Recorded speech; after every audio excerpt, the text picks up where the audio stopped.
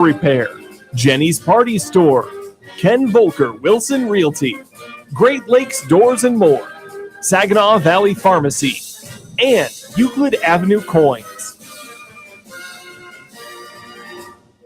Now, this is Saginaw Valley State University football on WSGW.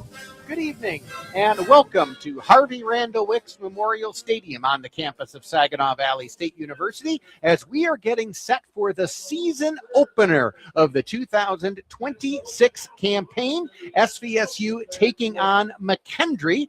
The first time these two programs have met.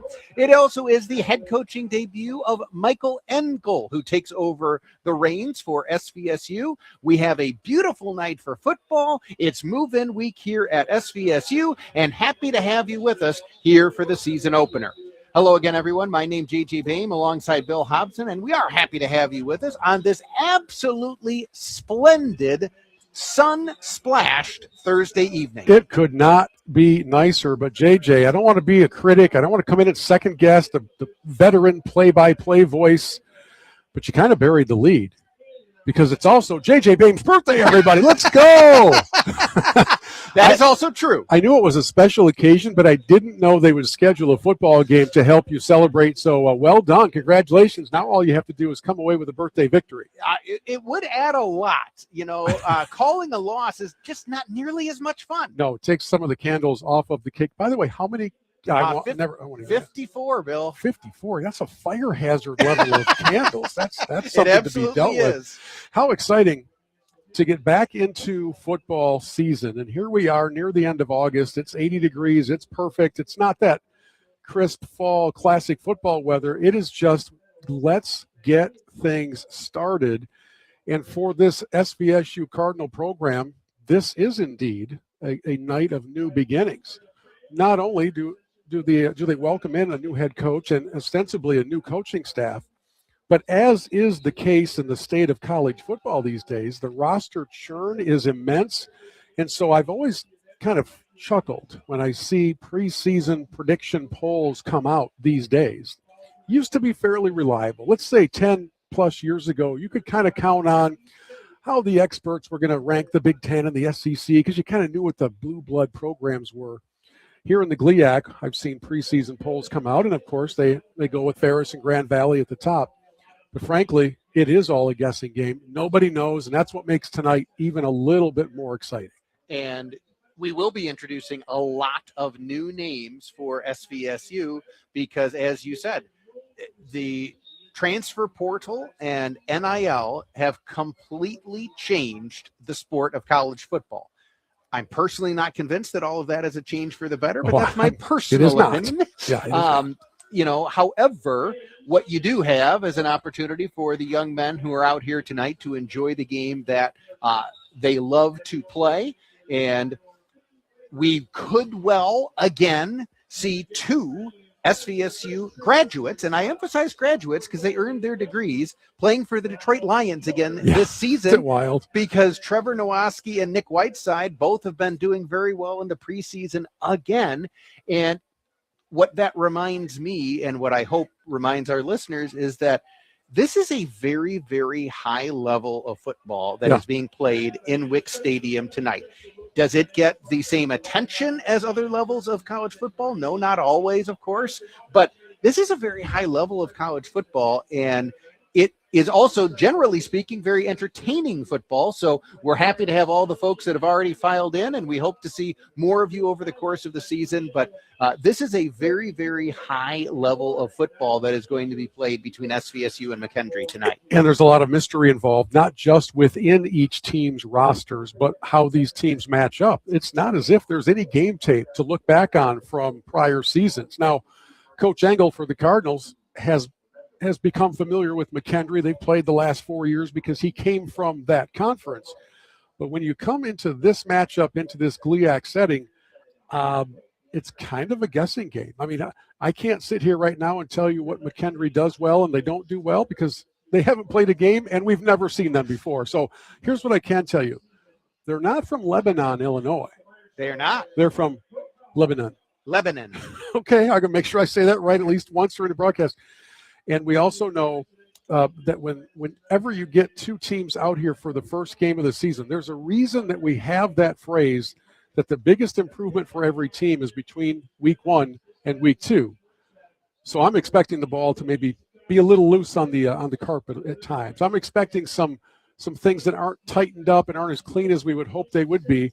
And all you can hope for Coach Engel and his staff is that you manage the mistakes. It's kind of like golf. Manage your mistakes well, keep it out of the trees, and try to score the best you can. And for this week, I think that would be considered a good start to his tenure here in Saginaw Valley.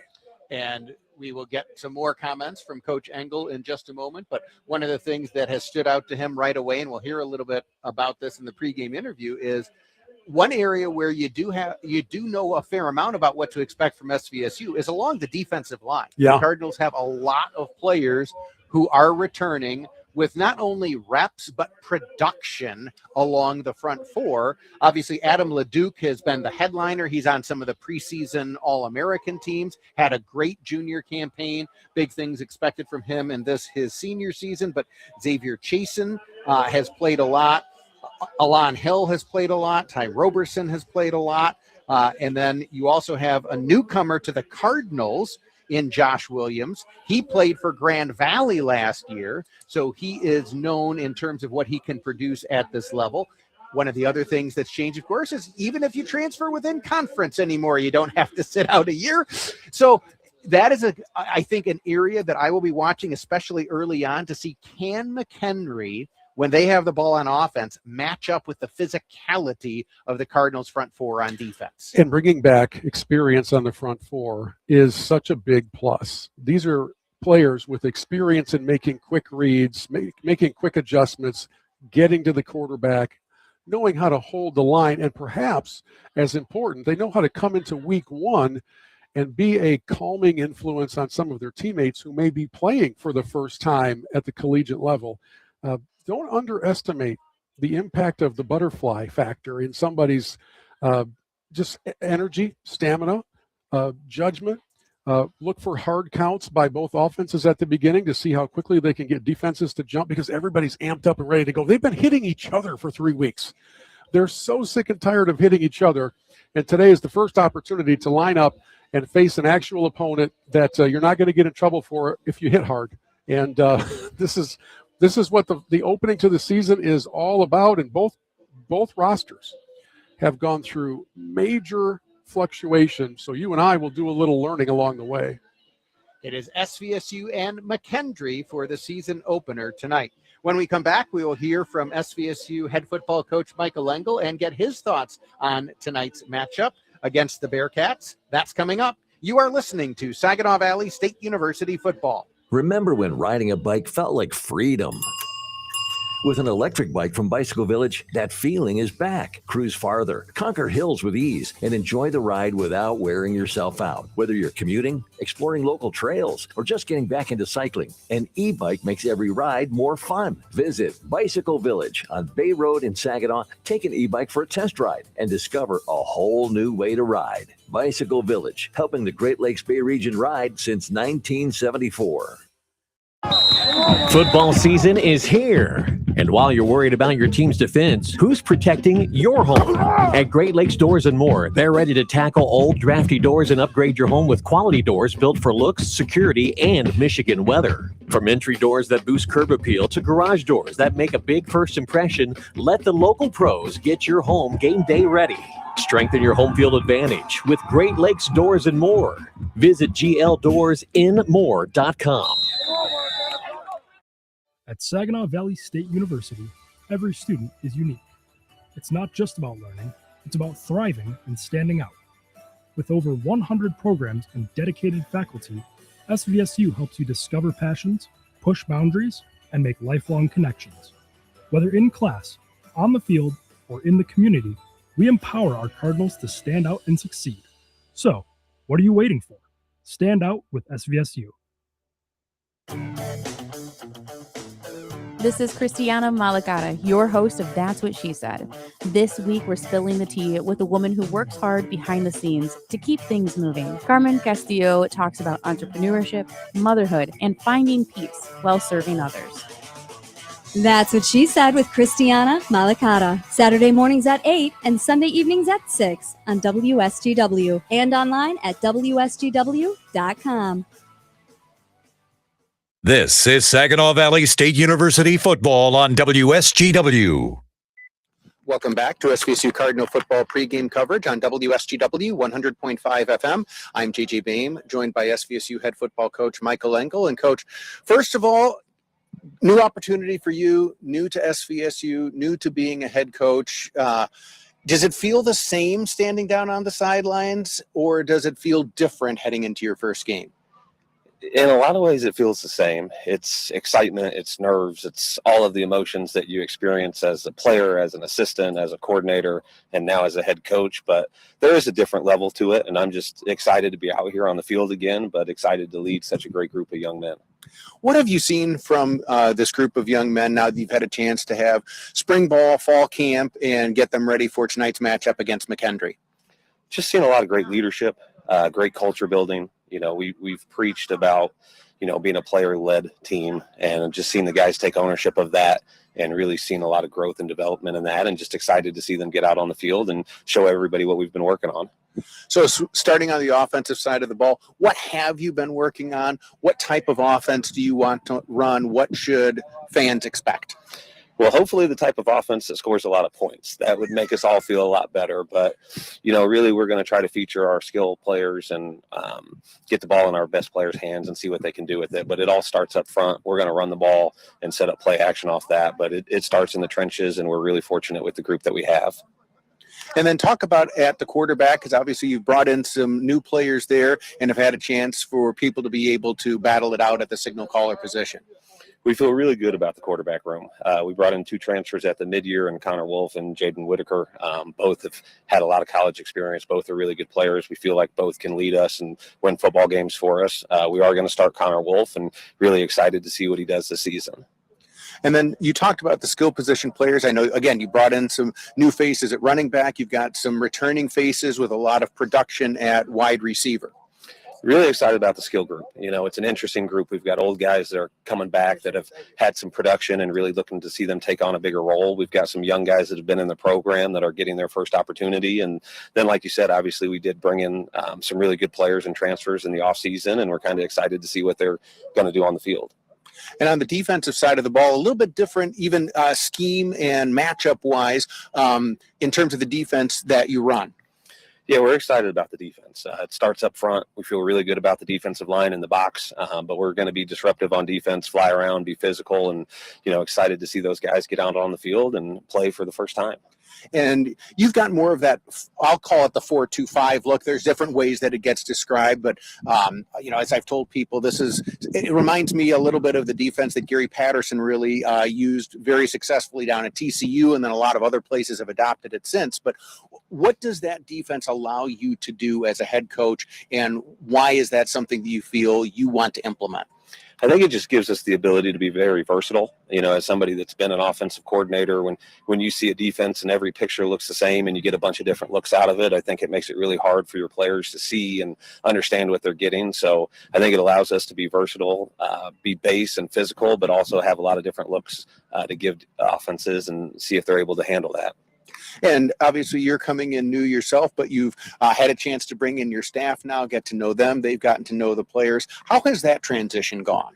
It's been amazing, better than I ever could imagined. Our staff is amazing, a bunch of great people, great leaders of men, great role models, guys that can teach, coach, recruit, and just a great group of guys to be around. And I think the relationships we have going is the best part of this place, and looking forward to seeing the results of that work that we've put in.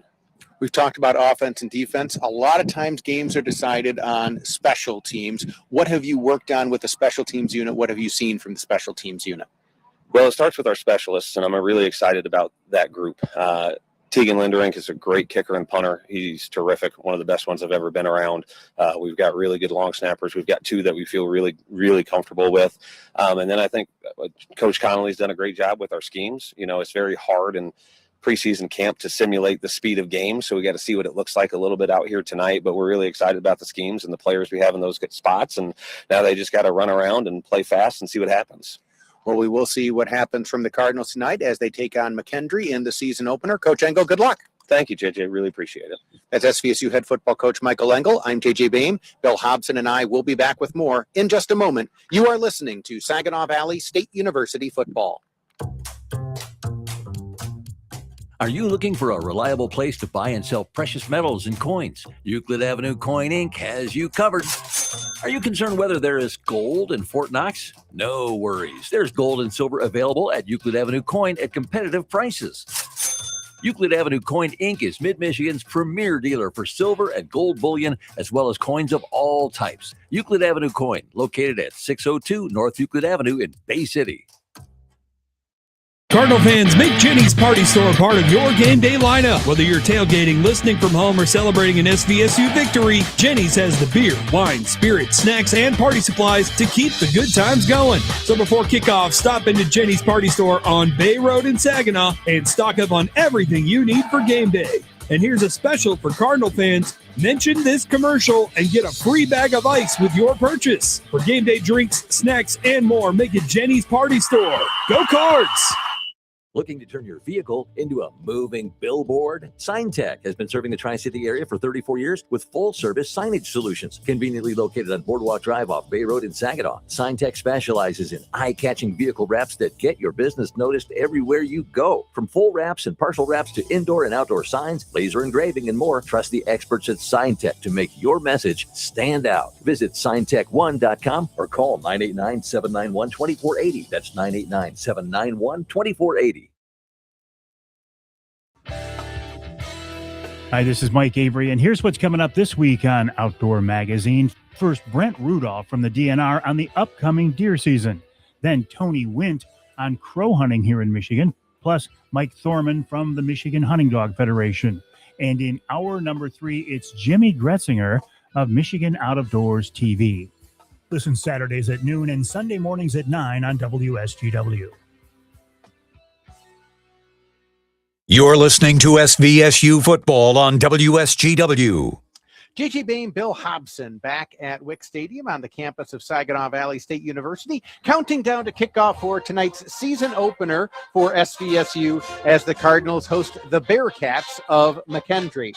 There are some other GLIAC games in progress and taking place this evening on what I refuse to call week 0. Yeah, it counts. I was a math major in college, Bill. 0 is an absence of everything. There's definitely things happening. There's a band here. This is not week 0. Correct. It cannot be, by definition, week 0, even if that's what they want to call it. Yeah. So, other games taking place tonight. Grand Valley on the road in West Virginia, taking on Charleston. Grand Valley with the early lead in that one, 7-0. Northern Michigan will be on the road tonight. They are taking on Minnesota State Moorhead.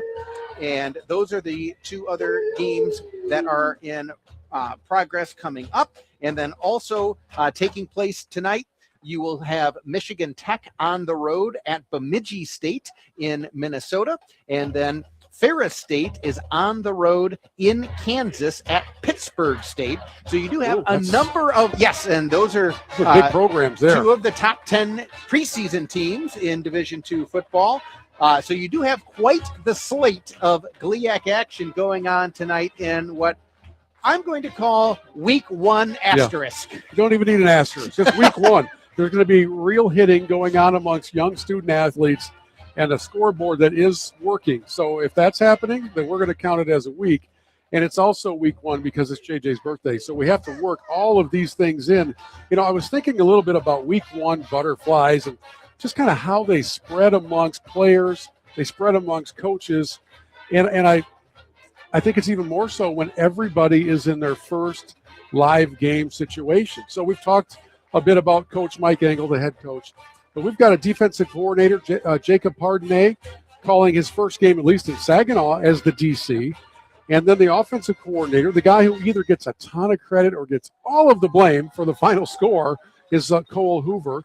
And there's a full staff that's out there as well. And as I talked with Coach Engel before the game, I'll relay that to you in a moment. We have a national anthem here for the first time this season. And the national anthem will be performed by the SVSU Marching Band.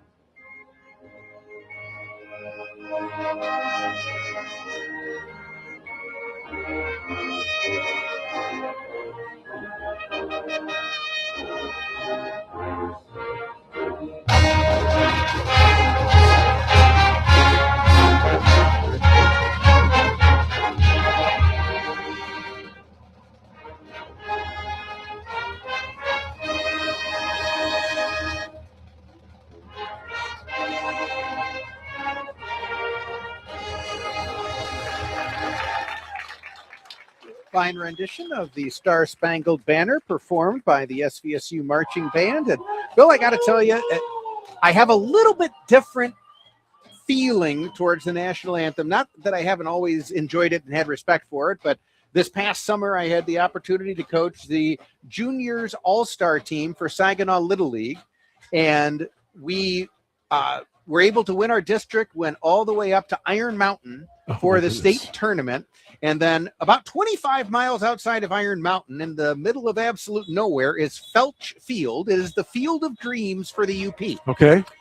And when you're out there and you get to stand out there with a bunch of, in my case, 13 and 14-year-olds, hearing the national anthem and all those kinds of things, it just, we have so many freedoms and opportunities in this country. And in this 250th anniversary year of the founding of our nation, it is not something to be taken for granted. I'm glad you said that. This morning at about 8:20, I was speaking to a group of 25 high school girls golf teams preparing to compete at the Fortress in what's called the Patriot Cup.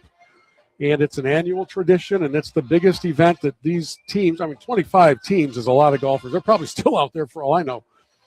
But along with them getting ready to play golf, there were first responders, there were veterans, there was a color guard, there was the 21-gun salute, there was a big fire truck with the crane up. There was everything but a flyover. And then there was a couple that sang the national anthem. And then I spoke to these young ladies to talk about what heroes are, what sacrifice is, and what gratitude looks like. And it just kind of had me all in those feels. It was really pretty cool. So when I heard the anthem now for the second time today, I'm glad you brought that up because it really bookended things quite nicely. And again, I think so often it is just, it's part of the pageantry and all of that, but I don't know that we always stop and appreciate it the way that we could or should.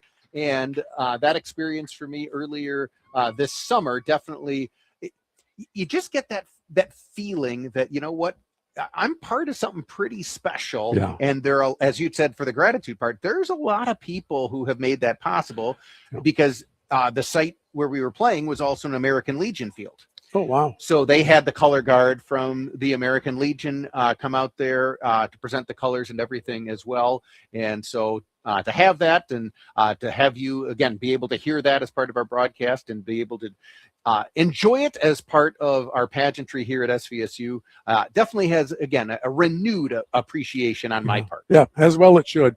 By the way, to button up the story that I was starting before the anthem, I was down on the field prior to everything really getting started just to talk to Coach Engel, his first time here and my first time really being on the field with him. And I said, now, in the coaching kind of a scale of calmness and volatility, if we take your John Gruden on this end of the scale or Brian Kelly, and you go to the other end and put Tony Dungy down there, where are you on this scale during the game? Because pregame, he was as calm as could be.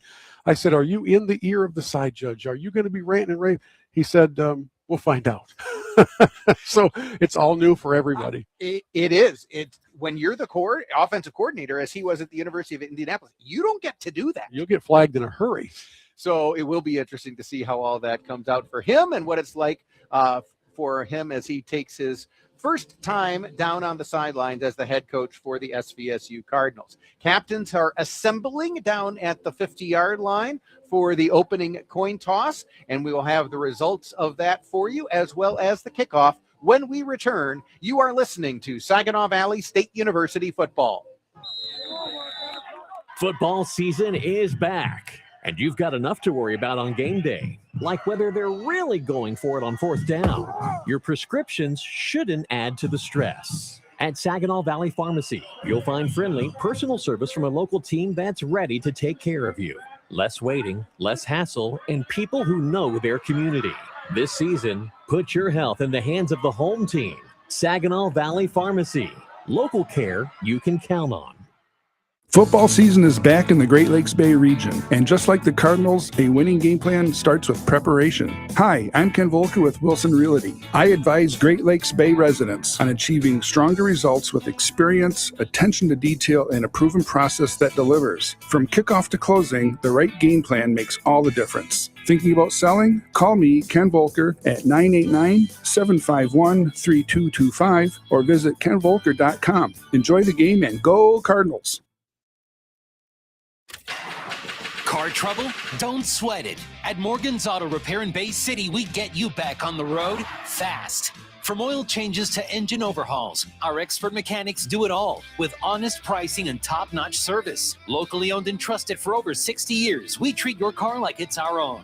Stop by Morgan's Auto Repair today at 800 Center Avenue in downtown Bay City or call 989-892-0567. Morgan's Auto Repair. Drive with confidence. Want to stand out? At Saginaw Valley State University, we break the mold. With hands-on experiences, cutting-edge technology, and professors who challenge you, SVSU is where you can thrive.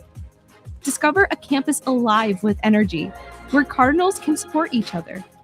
This is your chance to make bold moves, explore new ideas, and stand out. The future is yours.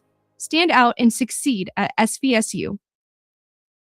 Broadcasting from the Stormmaster Exterior Studios, WSGW, Saginaw, Bay City, Midland, WSGW-FM, Carlton. JJ Beam, Bill Hobson back at Wick Stadium as we have SVSU and McKendree getting set for the season opener. We have a beautiful night for football. Blue skies, just a few clouds overhead. Flags are at half mast, and there is a breeze coming out of the north. So that will be from our left to right, from the north end zone to the south end zone tonight.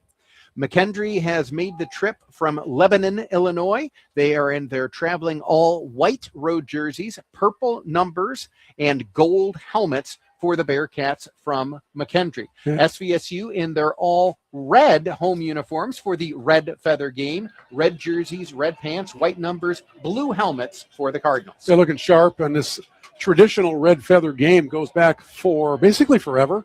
Yes. And there's a really rich tradition to it. I'm guessing at halftime that you'll hear a little bit more about that. We can talk about it as we go as well.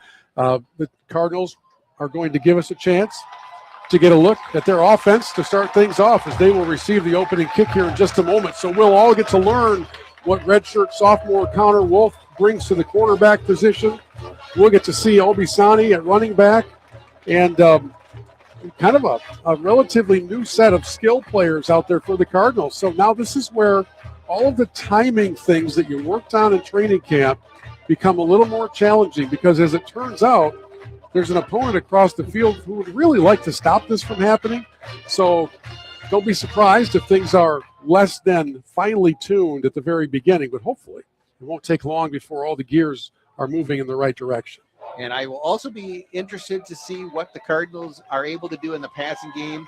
You've got Zarek Zelensky and Braden Hill both returning, who were big play threats for SVSU a season ago. But just watching Zarek Zelensky in pregame warmups, you just forget for someone who has his speed how physically imposing he is, listed at 6'3", 220, and he's every bit of that. Somebody gave Zarek a 24-hour key to the weight room And he has been making good use of that key fob because he looks like a very different individual than we saw last year. And he was really good last year. So I'm really anxious to see how he can use that physicality combined with blazing speed to make a difference. And of course, it's all up to that offensive line as the Cardinals bring out Caden Bell and Jared Gonzalez, Chuck Davidek, who's a junior returning at center. That position is so important. Julian Espinal at senior playing right guard. Rowan Kawa, a redshirt freshman, playing at right tackle, a very, very important position on that line. So we'll see how the youngster steps up in his first bit of action here when the Cardinals go on offense in just a moment. And it will be Devin Miles and Jaquan Howard deep to receive for SVSU. The Cardinals will fly from right to left, so into the wind here in the opening quarter. Got a freshman kicker for McKendree, Truman Carnine, ready to get things rolling as the season is here, my friend. Happy birthday, everybody. It's football season. End over end kick to the far hash. Miles fields it there, takes it up the far hash, gets a block, gets across the 20, hit from behind, struggles forward, and gets out just across the 25 to about the 27-yard line before he's finally brought down. And then we've also got one Cardinal player who is slow to get up. And while they attend to him, calling the signals for SVSU tonight will be Connor Wolf. He's a redshirt sophomore in terms of eligibility, 6'3", 200. He's a high school product out of Grand Rapids Catholic Central, transferred to SVSU from Eastern Illinois. And I know it's a single digit on the uniform of the player that's down for Saginaw Valley. It's either 8 or 9, and in both cases, that would be a cause for concern. I won't speculate as to what happened or who it is, but they are out tending to that player just 8 seconds into the season opener. And this is one of the things that you really hope doesn't happen at any point, but certainly not just when you've got the season 1 play underway. So the athletic trainers for SVSU are out giving attention to the injured player. And as you said, never want to see injuries, but that opening kickoff, you talked about it in the pregame, those jitters that everybody has, and you're just eager to go and get rid of them. Yeah, I saw a body flying, and then that player did not get off the turf and still isn't yet. So we'll keep an eye on that as they tend to that Cardinal. On the defensive front for McKendree, as they get ready to head out, it's a relatively younger defensive front. They will start a sophomore at left end, Keaton Fort. At defensive tackle, Caleb Randolph is a junior. Then they go freshman at defensive tackle, Cooper Zimmer. And over on the right side, another junior, Joel Kojo DePluser. I'll let you say that name 10 times fast. The player for the Cardinals who's getting up and being helped off the field is, I believe that's Josh Rao. He's being helped off by a couple of the trainers as the Cardinal offense comes out to get things rolling. They will go right directly to the line of scrimmage. The good news is Josh appears to be putting weight on both legs, so perhaps there's something else that hopefully he'll be able to get past and find his way back into the game. So as the Cardinals do come to the line, again, Connor Wolf, the signal caller, and Cardinals will open with 2 receivers wide to either side and now change the formation where Devin Miles will come into the backfield, and he will now come in motion to the near side. And instead, the handoff goes to the other running back, makes a nice spin move, breaks one tackle, still on his feet, and Obi Sani, the graduate transfer from Tennessee Tech, originally from Aurora, Colorado, making a nice gain in his Cardinal debut. And the Cardinals open up with a little bit of movement, a RPO kind of a look, and I think the defense was a tad bit confused, but it didn't hurt to see Obi Sani throw in a nice 360 spin move in between the tackles to find a little extra room and pick up a first down. 14-yard gain gives the Cardinals another first down from their own 41-yard line.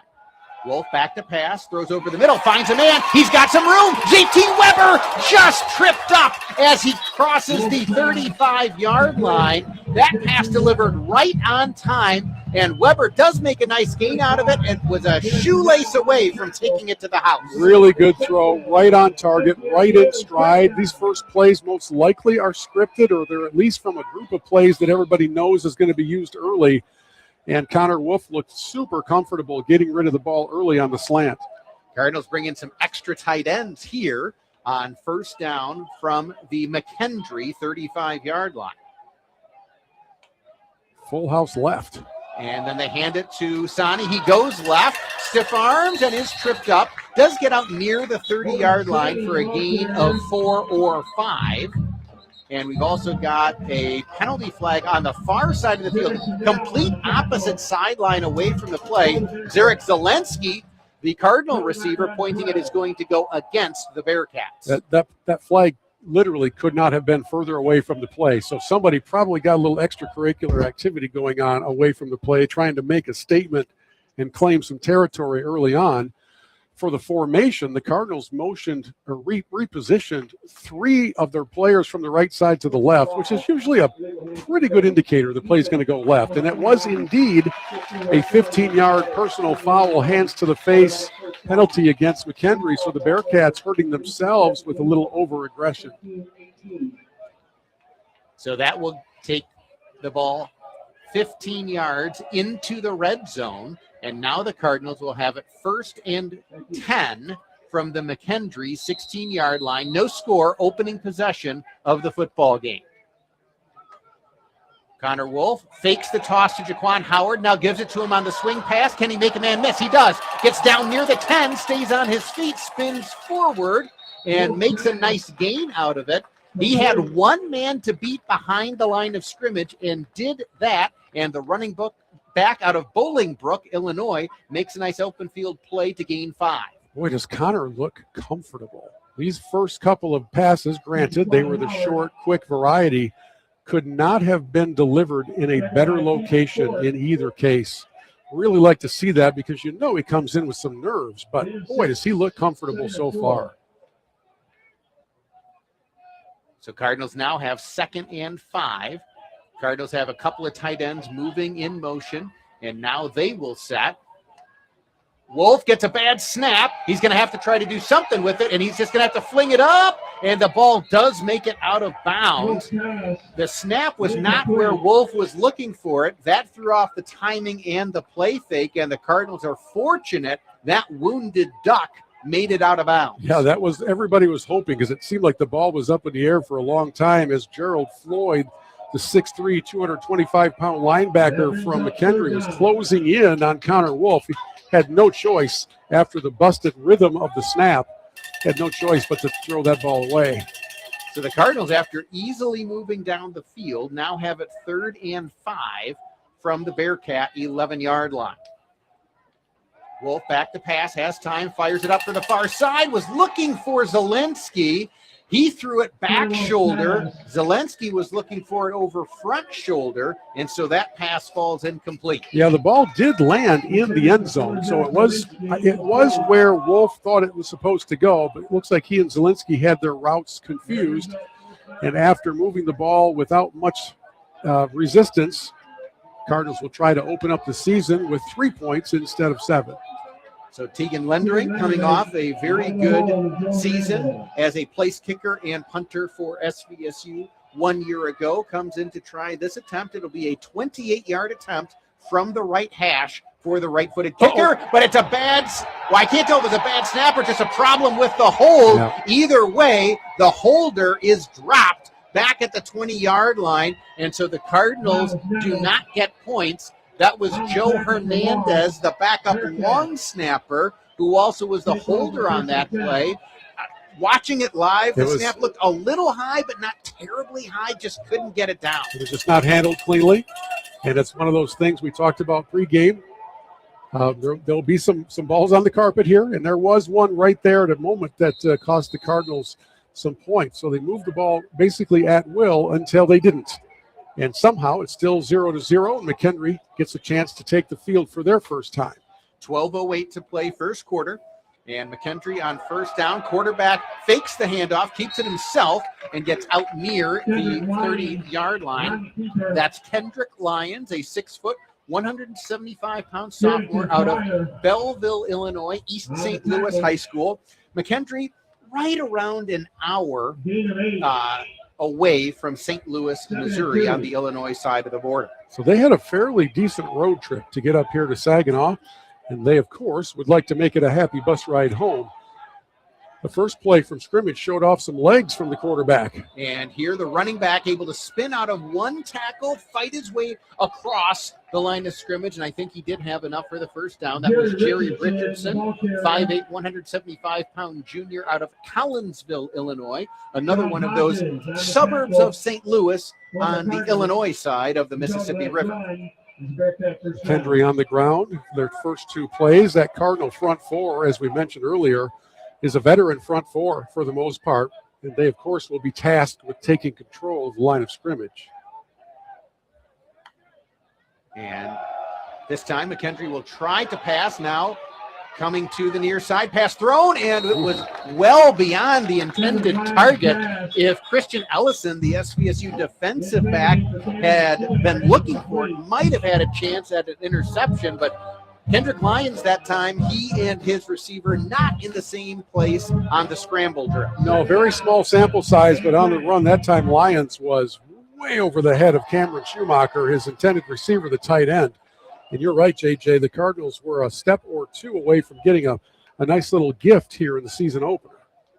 So that makes it 2nd and 10 for McKendree.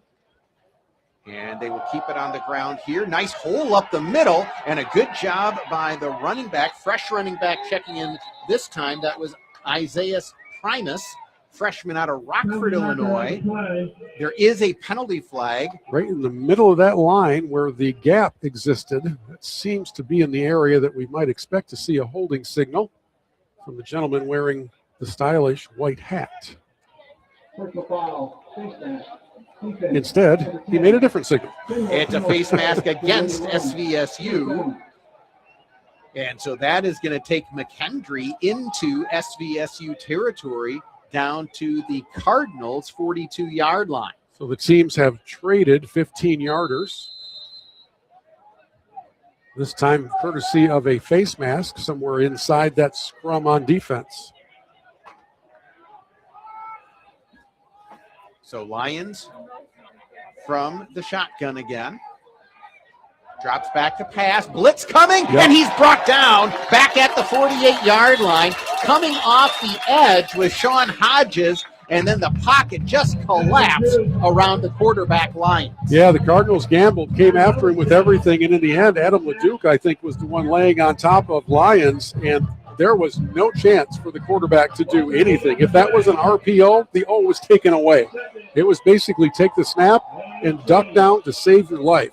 So that was a 1st and 10 blitz that paid off for the Cardinal defense. Loss of 6 on the play.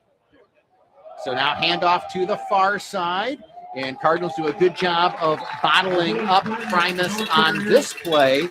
Maybe got a yard. You know, that's one of the week one things to watch for, which is the quality of tackling. Just fundamental wrap-up tackling. Cardinals did a really good job of it on that play, because if they don't, Primus has a little room to run towards his own sideline. Great job by that defense, keeping them behind the sticks now, 3rd and 12 or 3rd and 13. They did give Primus forward progress to the 45, but as you said, still 3rd and long coming up for McKendree. Big opportunity for this Cardinal defense. And here it's thrown to the near side. He's got a man open who makes the juggling catch inside the 25-yard line. So from the far hash to the near sideline, Daryl Jones ran a nice route, got open, and that's a huge conversion for McKendree. Yeah, the Cardinals only brought 2 on pressure, which means there were supposed to be more players back in coverage, but Tyrese Rawls let the receiver kind of get away from him. And even though the pass hung up for a while, there was a lot of space between a white jersey and a red jersey. The Cardinals give up a 1st down on 3rd and long. And that's one of those, again, you're thinking from the far hash, it's not going to come all the way to the near sideline, but it did. That was a nice pass play by McKendree that time. Now McKendree coming to the near side, throwing back across the middle. He's got his tight end. This is caught inside the 15-yard line. as making that catch was Ian Leichenberger, senior out of Rochester, Illinois. Lost his helmet on the play, so he'll have to check out for a snap, but it looks like he did pick up enough for another Bearcat first down. Well, we have seen now both offenses pretty effectively move the ball into scoring territory. The Cardinals were not able to come up with some points. Let's see if they can keep the Bearcats off the board here now at 1st and 10. From the SVSU 14. No score yet, 7:55 to play first quarter. Delayed handoff here, and a good job making the ankle tackle by Adam Leduc. Chung with some help up top after a gain of about 4.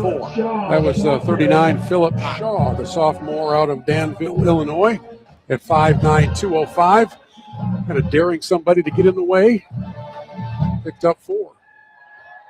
So McKendree rotating running backs frequently on this opening possession. 2nd and 6. Double tight end set to the right side, the near side here on 2nd and 6. Lions will drop back, tries to throw it underneath, and it is incomplete. Good pressure brought that time by Carrington Pryor, who they're having him as the nickel back. He's kind of that weak side linebacker or strong safety with a 4-2-5 alignment. That time he came as a rusher and did a good job to get in the quarterback's face. And what I really liked about what Pryor did there was he didn't jump. He didn't leave his feet to bite some sort of a head fake. He stayed down coming at the quarterback, and once he got on a beeline towards Lions, Kendrick had no choice but to get rid of it too early, and it was incomplete. 3rd and 6. Handoff up the middle. Cardinals are ready for it. It's going to gain about 3 yards for McKendree. So an early coaching decision for Coach Jason Rafek. Interesting here to see what they do. It looks like the offense will stay on the field. So the Cardinals with a chance to get a big 4th down stop here. So this will be 4th and 3 from the 7-yard line. Let's watch that hard count.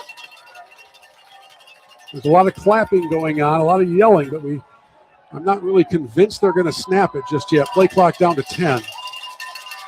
Coach making his way down to the side judge. One would think he's about to call a timeout. Nope. He's going to throw it instead, and it is incomplete. And the coach, Jason Rafek, is very upset that ball was snapped. He was trying to call a timeout, and his quarterback or his center snapped the ball. So the players went into motion sort of half speed. And by the time Lions launched the ball towards the back left corner of the end zone, his receiver had no idea the ball was coming because the play really wasn't supposed to be run. Welcome to week 1 of the college football season. 6:24 to play first quarter, no score. You are listening to Saginaw Valley State University football. Imagine a place where your individuality is celebrated. At Saginaw Valley State University, we create an environment for you to stand out, whether in academics or personal growth. Supported by a caring community, SVSU is where you feel at home, where every corner holds opportunity. Discover a campus that guides your journey. SVSU, where you're not just learning, you're becoming who you're meant to be. Hi, this is Art Lewis. You've been able to hear me weekday mornings from 9 to 11:30 on WSGW for years. But did you know you can also listen online anytime? Whether you missed a great conversation, want to go back to hear it again, or want to share it with someone else, you can find podcasts of every edition and episode of The Art Lewis Show and Focus on Spotify, YouTube, Apple Podcasts, and at WSGW.com. The SVSU Cardinals play here on WSGW. JJ Bain, Bill Hobson back at Wick Stadium, where both teams have moved the football quite a bit, but neither team has been able to put any points on the board, as the Cardinals had a mishandled snap on the field goal attempt, and then McKendree, I think against their coach's wishes, went for it on 4th down from the 7-yard line, came up empty. And so with 6:24 to play in the first quarter, we still have no score between SVSU and McKendree. You know, when you see the coach start walking all the way down to the 5-yard line to stand next to the side judge, it's a pretty good indicator. He does not want that ball snapped. somebody didn't get the signal. So the Cardinals benefit from the discombobulation of the McKendree Bearcat offense, and now they've got a full field to work with here. First down from their own 7. Wolf from the shotgun, handoff. Cardinals trying to create a lane, and not much there. I think that was Miles on the carry. Wait till the pile clears up here. McKendree with a bit of a run blitz. They brought in the will linebacker, Nick Bova, right up the gap, and he guessed correctly. He guessed the right gap, so the play really didn't have much room to develop as the run hole really was plugged up by the blitzing linebacker. That was Devin Miles on the carry. He's also out of Danville, Illinois, graduate transfer from Western Michigan. Low snap, but the snap is fielded. Miles makes a couple of people miss, stays on his feet, gets across the line of scrimmage out to about the 13-yard line. That was a good job of making something out of nothing to give the Cardinals third and manageable. Yeah, that play really could have easily gone for nothing whatsoever. So really good job by Miles. Caden Bell's helmet comes off. Let's see if they make him, he gets to stay in the game. I'm not sure why that is. But now the Cardinals facing third and about 5 or so, maybe 4.5 or 5. Now they do have him come off, Yeah.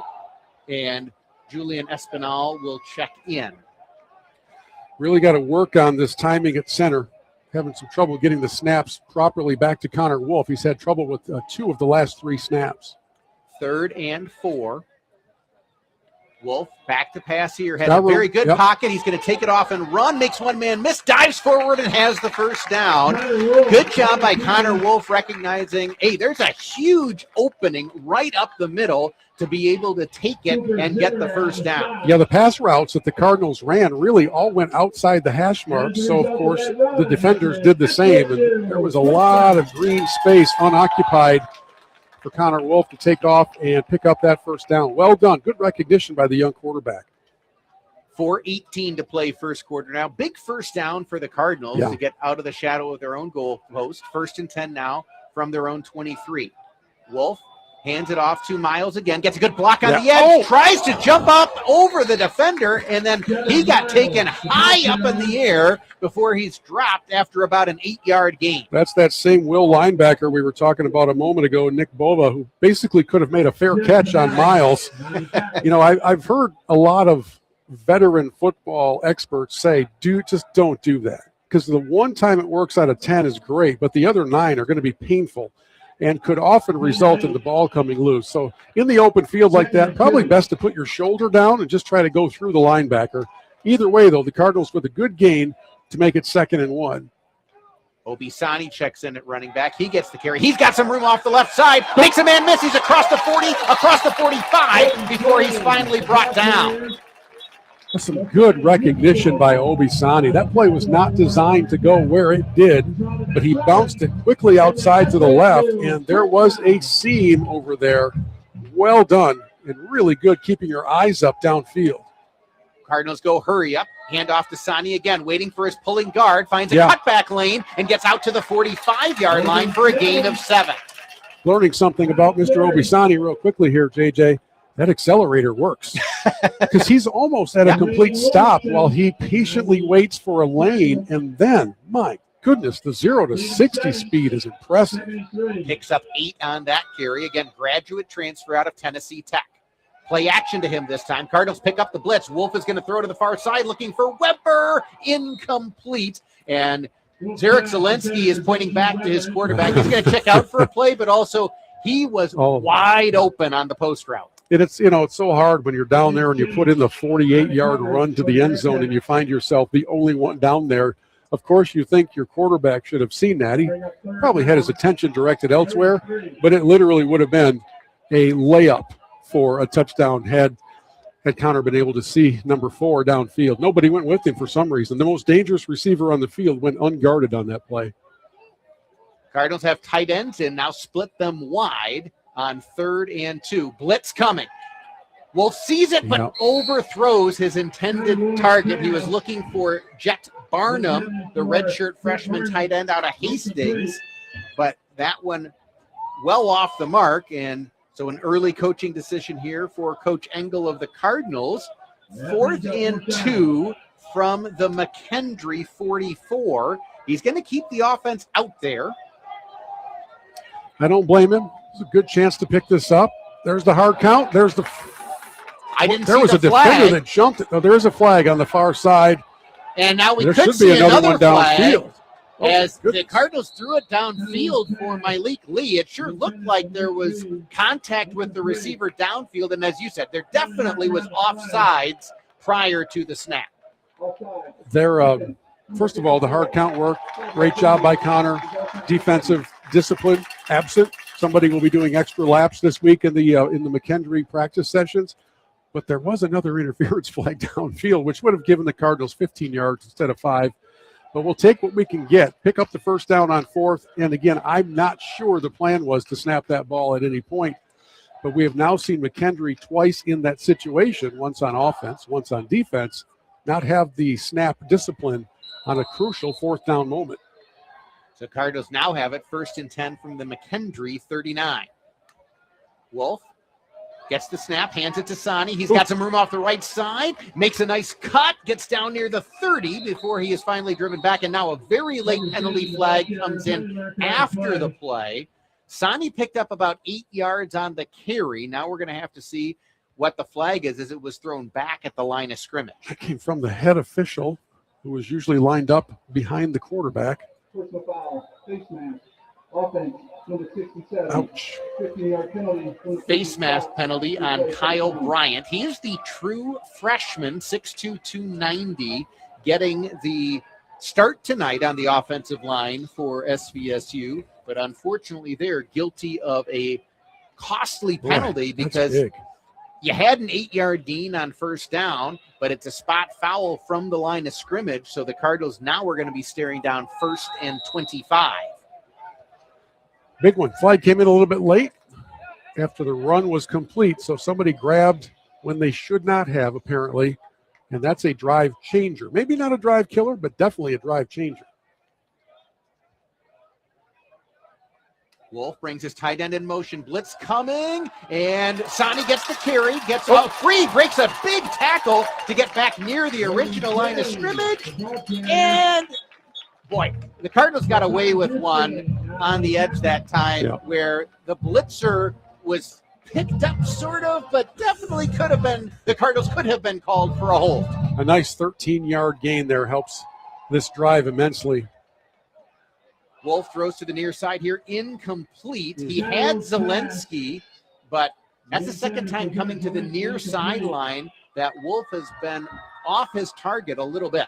Had Jackson Barnard kind of coming in on him, but we've seen from Wolf so far kind of a mechanics breakdown when there's pressure coming near, and his sideline throws are coming off of a back foot, sort of fading away.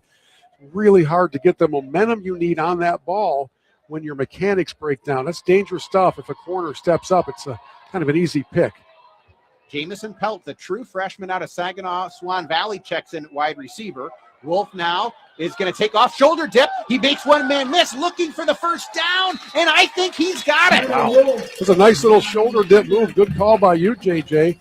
You know, we've spent the last few years calling Mason McKenzie running out of that backfield and turning on the jets. Now we learn what Connor Wolf has. I won't say it's the same raw speed, but if he can keep up the recognition like he has so far, that's twice now on third down plays, he's been able to break out for a nice run when the defense was all distracted elsewhere. That was a big pickup after that personal foul set the Cardinals back quite a bit. That was a 12-yard run on 3rd and 12. Cardinals have it 1st and 10 from the McKendree 29. Handoff here to Miles running to the left side. Picks up a couple, pushes his way to 27 as we are inside 1 minute to play here in the opening quarter. Cardinals showing a lot of running potential to the edges. They have had really good success thus far with both backs, with Sani and with Miles, kind of popping it outside. Could be the final snap of the first quarter here. 2nd and 8 from the McKendree 27. 2 tight ends stacked to the left. Wolf hands it to Miles, cuts back to the right, finds a seam, breaks a tackle. He's still on his feet, stiff arms a man down to the 10-yard line. And so the Cardinals will have it 1st and 10 from just outside the red zone when the second quarter begins. At the end of the first quarter, no score yet. Cardinals are threatening. You are listening to Saginaw Valley State University football. Football season is here. And while you're worried about your team's defense, who's protecting your home? At Great Lakes Doors and More, they're ready to tackle old, drafty doors and upgrade your home with quality doors built for looks, security, and Michigan weather. From entry doors that boost curb appeal to garage doors that make a big first impression, let the local pros get your home game day ready. Strengthen your home field advantage with Great Lakes Doors and More. Visit gldoorsinmore.com. Hi, this is Terry Henney. You can hear me every weekday morning at 11:30, bringing you weather, markets, and more on The Farm Show. Did you miss an episode? Want to go back and hear that weather forecast again? No problem. You can find podcasts of every edition of Farm Service 100.5 and 790 on YouTube, Spotify, Apple Podcasts, and on WSGW.com. Stay up to date with the weather and the news you need with the Farm Service Podcast from WSGW. This is Saginaw Valley State University football on WSGW. JT Bain, Bill Hobson back at Wick Stadium as we start the second quarter. In that first quarter, Cardinals run 20 plays, 130 yards of total offense, 10:01 the time of possession. No score yet, but the Cardinals are once again in the red zone. They will have it 1st and 10 from the McKendree 11-yard line. And 100 of those 130 total offensive yards for the Cardinals have been on the ground. I will be surprised if they don't continue trying to punch holes through the line now that they're down inside the 11. Cardinals do line up with 3 receivers split wide to the left. Miles stays in at running back. From the shotgun, drops back to pass, has time, throws it underneath for Miles, looking for blockers. He finds one. What a cutback move inside the 5 down to about the 2. He was nailed. He was wrapped up and somehow makes the cutback move towards the hash marks, back towards the goalpost to almost get in. That play was set up to be a delayed screen, which means Wolf was under a lot of pressure and held in there, held his composure, and threw a nice ball over so that there was a chance at least to punch that one in. Now they get 2nd and goal from the 2, or 2nd and 2 from just outside the 2. I guess it's not goal to go necessarily. Cardinals have 2 tight ends now flipped to the left. Wolf from the shotgun. Miles stays in at running back. Braden Hill now goes in motion. Hand off to Miles. Big hole up the middle. He punches it in. Touchdown, Saginaw Valley. Well, the big boys up front are celebrating with their running back. What a performance on that drive by the O-line. And it looks like the running game might be the key tonight for the Cardinals. We'll see how it plays out. But that drive was really solid and almost all of it done on the ground. And what you're seeing is that time, as you said, the offensive line absolutely controlled the point of attack. But even sometimes when they don't, what we've seen from Sonny and Miles is the ability to make the first man miss. Some really good cutback ability from both running backs. Extra point is on the way, and it is good. So SVSU now takes the lead 7-0, 14:09 to play first half. You are listening to Saginaw Valley State University football. At Saginaw Valley State University, every student is unique. It's not just about learning, it's about thriving and standing out. With over 100 programs and dedicated faculty, SVSU helps you discover passions, push boundaries, and make lifelong connections. Whether in class, on the field, or in the community, we empower our Cardinals to stand out and succeed. So, what are you waiting for? Stand out with SVSU. Are you looking for a reliable place to buy and sell precious metals and coins? Euclid Avenue Coin Inc. has you covered. Are you concerned whether there is gold in Fort Knox? No worries. There's gold and silver available at Euclid Avenue Coin at competitive prices. Euclid Avenue Coin Inc. is Mid-Michigan's premier dealer for silver and gold bullion, as well as coins of all types. Euclid Avenue Coin, located at 602 North Euclid Avenue in Bay City. You're listening to SVSU Football on WSGW. Gigi Bain, Bill Hobson back at Wick Stadium, where the Cardinals, after coming up empty on their opening drive, make the stop on 4th down against McKendree to get the football back, and then the Cardinals put together a very impressive drive. Miles runs it in for the touchdown, but the Cardinals controlling that drive on the ground. 17 plays, 93 yards, 6 minutes and 22 seconds. And that was what you would call dominating. Now you look at the overall time of possession, and sometimes that stat can be fluky. Maybe a team scores really fast. It's not fluky here, folks, at least to this point. The Cardinals have held the ball for 10 minutes and 52 seconds compared to McKendree's 4:59. And this has been ground, pound, dominate line of scrimmage approach. So if you're going to have that sort of a gap in the time of possession, somebody's going to get tired. And it's the team with only 5 minutes of offensive possession that's going to get worn down. Maybe not now, but at some point as this game wears on this opening night, everybody's still getting in game shape.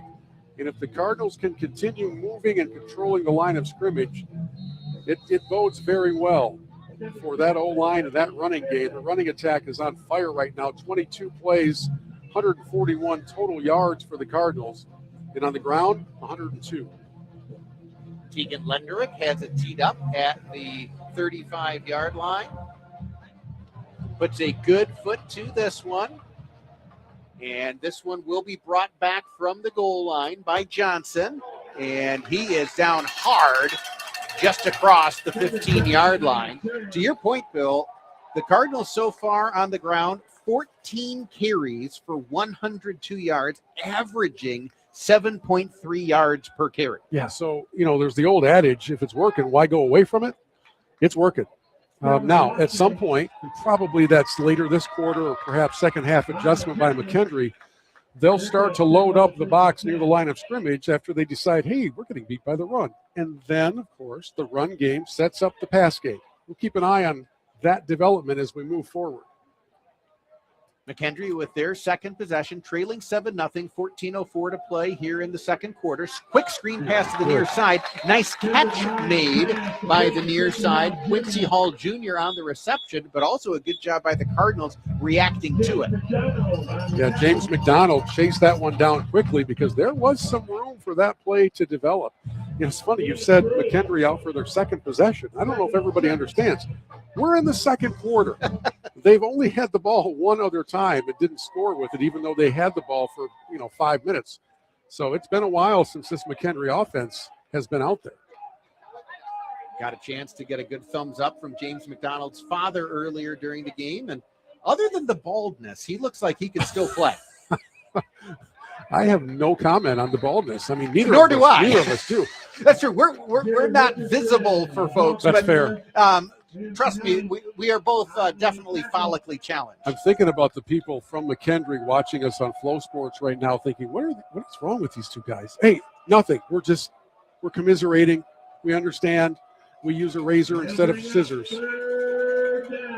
Gain of 3 on the prior carry for the Bearcats. So McKendree has it 3rd and 4 from their own 22-yard line. Lions back to pass, throws, and incomplete. Had a man over there, but it came up short of Jerry Richardson, the intended receiver. Yeah, the turf monster kind of grabbed Lyons. He stumbled while going to throw what really was a simple, wide-open out safety valve pass to his running back, who would have waltzed to the first down, but he just stumbled and the ball hit the turf. And so here's now a defense for McKendree that's done nothing but be on the field, about to come back on the field again. And the Cardinals probably licking their chops a little bit. Well, and that's a very important 3 and out for the SVSU defense, because as you said, your offense is clicking and you got the ball back to them as quickly as you can.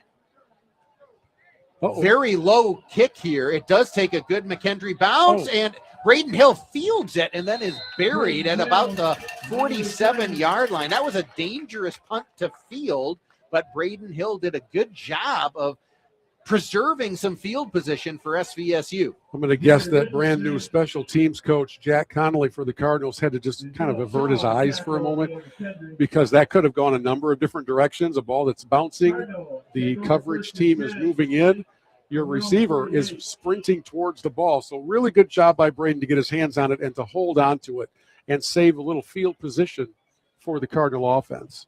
That is one of those that, you know, so many more teams go with rugby style punts or that low squib punt like we saw that time, that, you know, the old adage of don't try to field the punt after it hits the turf. It's not as clear cut a decision for the punt returner as it once was. And that football is still a weird shape, and it can still do weird things when it hits the ground. So, yeah, you've really got to have your skilled hands punt returner aware of what he's to do in certain situations, and he certainly did that at that time. By the way, there's this question for you, kind of a general fan-related question. With it being your birthday, at what point during the game do the fans start showering you, and then, I guess, me, with baked goods for the celebration of your birthday? When does that happen? Is that second half tradition? How do you have this worked out? I don't have it worked out. That's the only honest answer I can give you. You told me to come here and there would be baked goods. I can try to get you some baked goods. I can't promise that the crowd will shower them upon you. Well, or with what velocity they might turn and shower them upon me. Other GLIAC football games in progress. Grand Valley on the road leading 14-10 in West Virginia against Charleston. Michigan Tech on the road, a 13-7 lead over Bemidji State.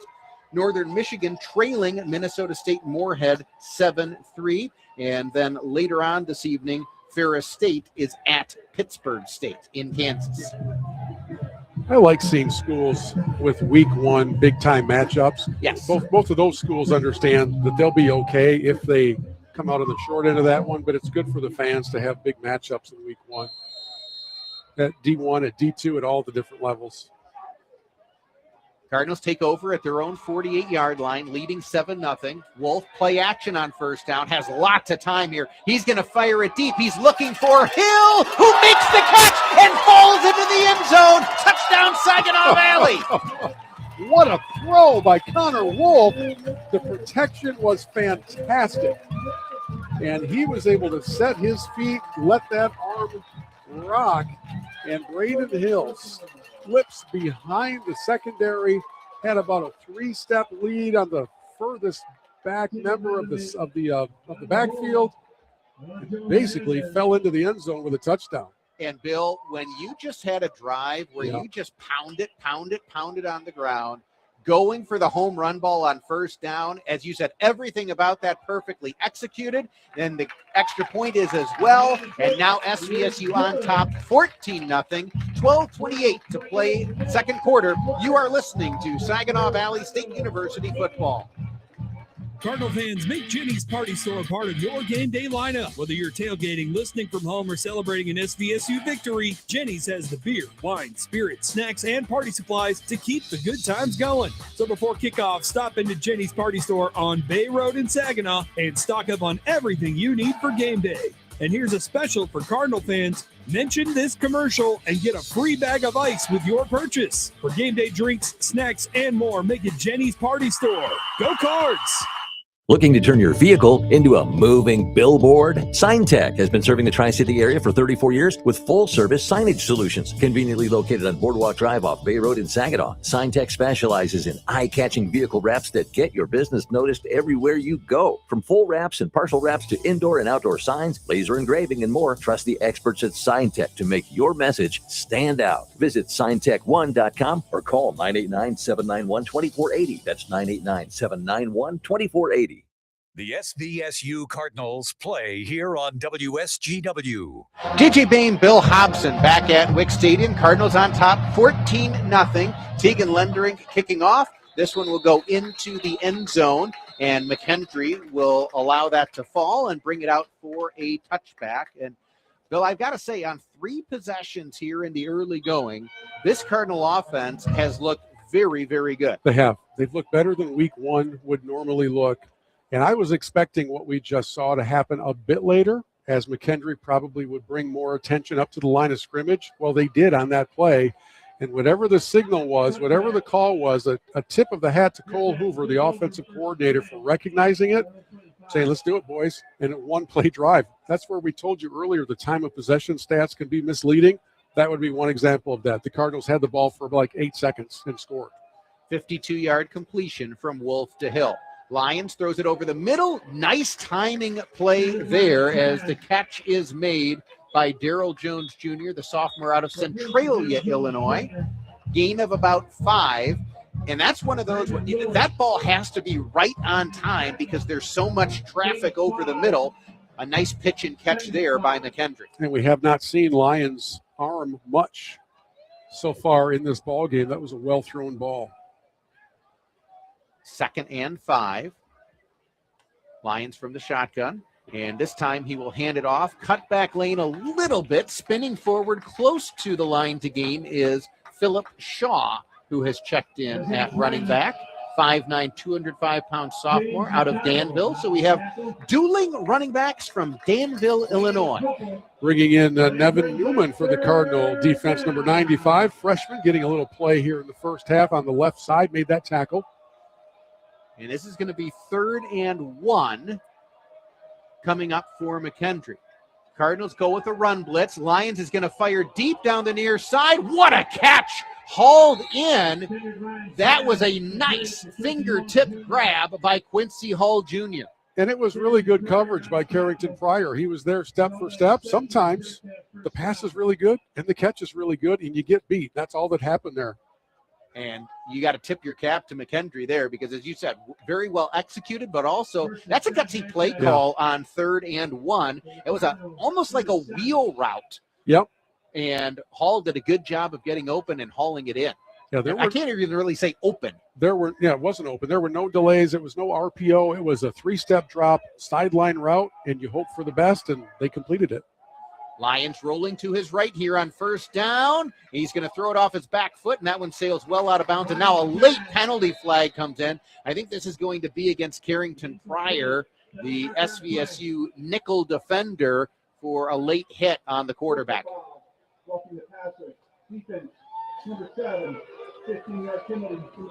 I think that was one of the softer calls we have. Well, we're in the first game, so I can't say have seen all year, but it was not a well-earned foul against Mr. Pryor.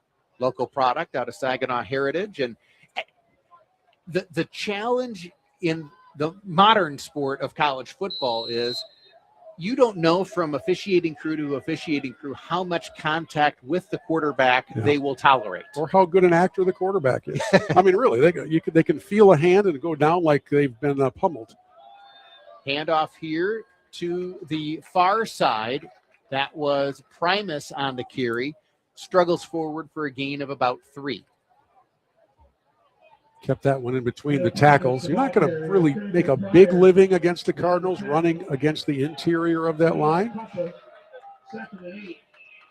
They are beefy, physical, and they've held up quite well so far in this ball game. 10 minutes to go in the first half. And McKendree, of course, kind of in need of a longer possession just to give their defense a rest. And right now they're doing well. 2nd and 7. Lyons throws to the near side. Caught by Hall again. Gets out of bounds inside the 15-yard line. Looks like they're going to spot him just short of the line to gain. Kind of slipped in between Pryor and Christian Ellison. That's a little bit too easy of a pitch and catch. That was a very simple route. Not much of a challenge for Lyons to complete. No pressure on him. Didn't have time to get there. So now, go ahead. 3rd and a short 2. Coming up for McKendree from the SVSU 14-yard line. 9.5 minutes to play, second quarter. Cardinals lead 14-0. Don't forget Lyons can run this ball, too. He's pretty solid with that. Hands off to the left side. Good job by the left side of that McKendree offensive line, and Jerry Richardson picks up the first down on the carry. Just fell forward enough. Kelvin Watson, the redshirt freshman for the Cardinals, came up to make the stop. Probably about a half a yard too late. That was Nick Peterson, the left tackle for McKendree, 6'4", 300-pound sophomore, leading the way up front for the Bearcats. So now 1st down for McKendree. And handoff again. Cardinals do a great job on the edge. That looked like, well, it was not Adam LeDuc. That was another defensive lineman with one at the front of the jersey, but that was number 19, Liam Kanya, the 6'5", 265-pound redshirt freshman out of Rochester. That's going to be a loss of a yard on the play. There was a hand that appeared out of a pile and grabbed the jersey. At first I thought it was the face mask, but it was the front of the jersey, and that's a strong hand because Liam reaches up at 6'5", 265 and just pulls him down by the shirt collar. Big loss of a yard in the red zone. So now Lions back to pass, throws over the middle, and it's broken up, almost intercepted.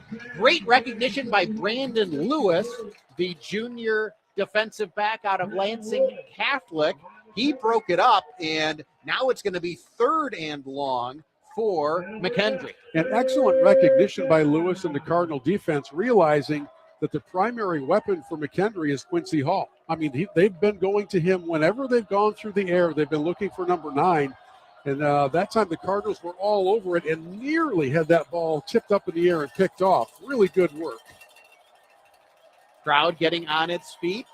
Good late arriving crowd, but now a nice crowd on hand here on the opening night of the season. And there you get a nice cheer from the student section. McKendree driving the ball towards the SVSU student section in that north end zone. And student section feels like it maybe got a part of that timeout call. So they're here, but classes haven't started yet. Is that so that they can study early? Are they kind of getting ahead on their class syllabus? Yes, they're getting ahead on their class syllabus. I'm sure they're getting bonus points, extra credit. Is that how it works now? I haven't been in college in a long time, so I didn't know how things have changed over the years.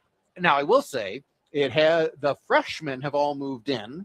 As move-in was the past couple of days for the freshmen. For the upperclassmen, it's not quite the same. There's so much apartment-style housing at SVSU that some of them continue, if they've got internships or over the summer, they continue to live on campus, but a lot of the others able to kind of move in more at their own schedule, don't have to move in this early. But I suspect you had a few who have already checked back in, even on the upperclassmen side, and wanted to be here for the home opener. The energy of a fresh fall semester is kind of fun, isn't it? You've seen it a million times.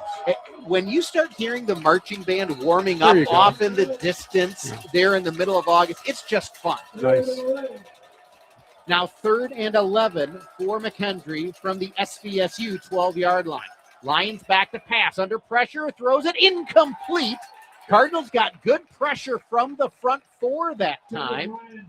You can see Javon Jones, the freshman out of Harper Woods, happy with his play there, as the Cardinals got good pressure from the front 4, and so McKendree will have to settle for the field goal try. They have a true freshman place kicker, Truman Carmine, freshman out of Mount Vernon in Southern Illinois. This will be a 29-yard attempt from right between the hashes. Kick is on the way, and it is good. So McKendree is now on the scoreboard. SVSU still leads now 14-3, 7:55 to play first half. You are listening to Saginaw Valley State University football. Football season is back, and you've got enough to worry about on game day, like whether they're really going for it on 4th down. Your prescriptions shouldn't add to the stress. At Saginaw Valley Pharmacy, you'll find friendly, personal service from a local team that's ready to take care of you. Less waiting, less hassle, and people who know their community. This season, put your health in the hands of the home team. Saginaw Valley Pharmacy. Local care you can count on. Storm Master Exteriors wants to take you out to the ball game. On sale now at RocketGrabPlus.com for just $89. You can ride in comfort on a charter bus to Comerica Park to watch your Detroit Tigers take on the Colorado Rockies September 12th. You won't have to worry about parking, gas, or traffic. Just sit back, relax, and enjoy the game day fun. Spots are limited, so head on over to RocketGrabPlus.com to get trip details and to snag your seat today. This is Saginaw Valley State University football on WSGW. JJ Bain, Bill Hobson back at Wick Stadium, where McKendree puts together an 11-play, 63-yard drive, ends in a field goal. So our score now, SVSU on top, 14-3, 7:55 to play, second quarter. Want to thank everyone who is joining us over the air on WSGW 100.5. You can also tune in on the sports stream on the WSGW.com website. You can also find them on Facebook and YouTube. And we also want to thank all of our viewers joining us on Flow Sports as SVSU and McKendree each starting their seasons here tonight. And JJ, for the Cardinals, when you go to script up your first half of your first game of the new regime, of everything new, being up 14-3 is pretty hard to beat. It's been a really impressive performance to this point. Certainly, all kinds of things can still happen. There's 7:55 to go in the half. But especially from the offensive side of the ball, I would have to think Coach Engel has been pretty pleased to this point. McKendree kicking off into the breeze, and so this is going to be a very short kick, and it now goes through the hands of Jaquan Howard, and he's going to be brought down inside the 15-yard line. I don't know how much of that was intentional and how much of that was just field conditions, but it came up in a spot where it was hard to field. Fortunately for the Cardinals, Jaquan Howard able to go back and get it and maintain SVSU possession. Well, part of the issue with that was the up man looked like he was going to field it for the longest time. Let's say 90% of the ball flight looked like the up man, and then all of a sudden he just ran out of the way. So Jaquan was doing a little cleanup work back there that he did not anticipate having to do. Really good job by him, by number 11, getting back and just kind of falling on it and keeping the possession alive. So Cardinals take over at their own 14-yard line. Handoff to Howard, running to the left side, and he pushes the pile forward out to the 17-yard line or so, gain of about 3. First carry tonight for Jaquan Howard, redshirt junior, 5'7", 170 out of Bolingbrook in suburban Chicago. And if you are just joining us here, the Cardinals have been really good, dominant on the ground on offense, and that's translated into a huge time of possession advantage until the last drive from McKendree, which did kind of even things out a little bit. So the Cardinals with a 14-3 lead. Here, handoff. I think that's Sani who's checked in at running back. Makes a nice jump cut, and then good second effort to push the pile out to about the 19-yard line. So a gain of about 3. And that will make it third and manageable for the Cardinals. And now Cardinals will have 3 tight ends check out and 3 wide receivers check in on 3rd and 5. I don't know that we've seen this spread look before.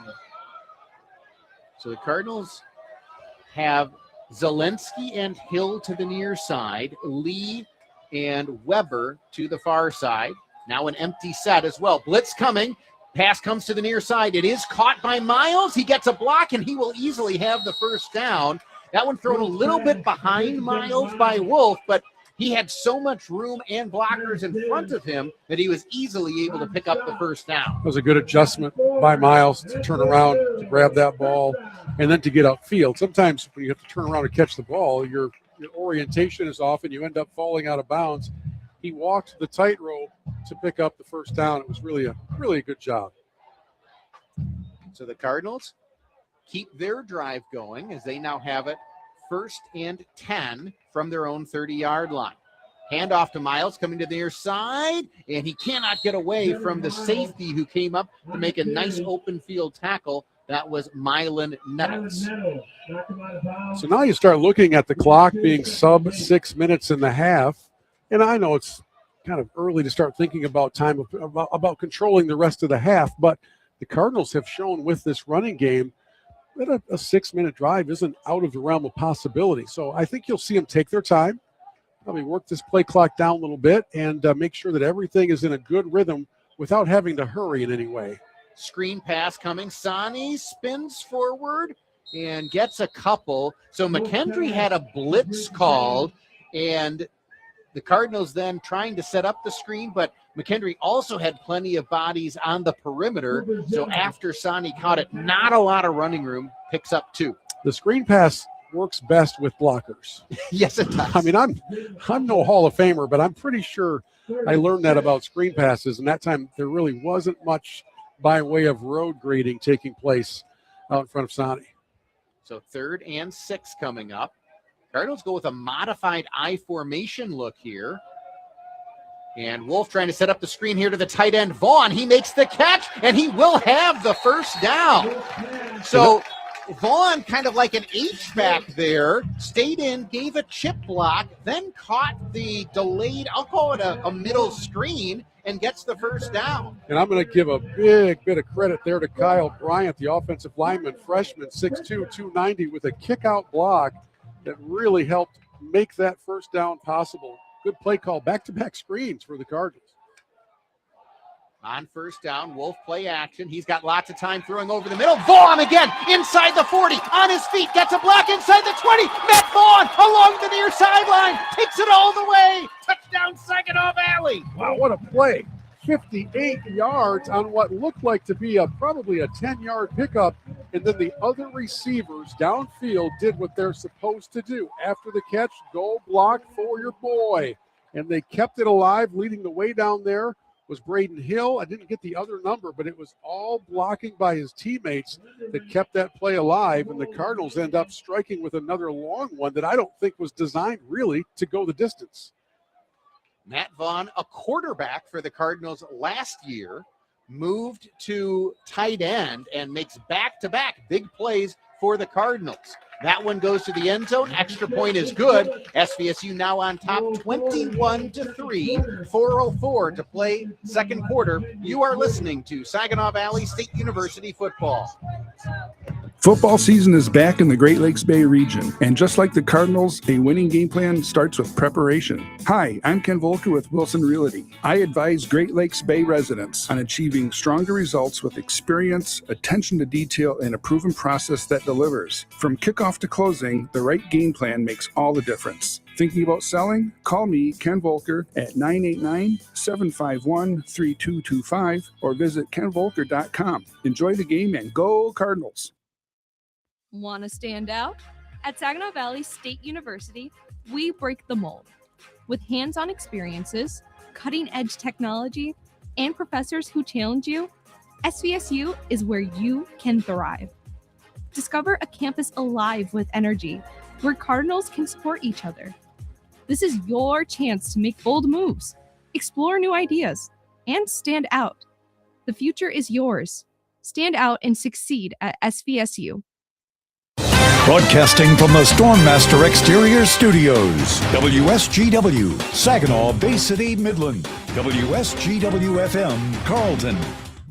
JJ Bain, Bill Hobson back at Wick Stadium. SVSU leading 21-3 and kicking off. Lendering's kick now with the wind at his back easily goes to the back of the end zone, and McKendree will bring it out for a touchback. So after a long drive that was primarily on the ground, on the last two possessions, Cardinals with 50-plus yard touchdown passes, first to Braden Hill and then to Matt Vaughn.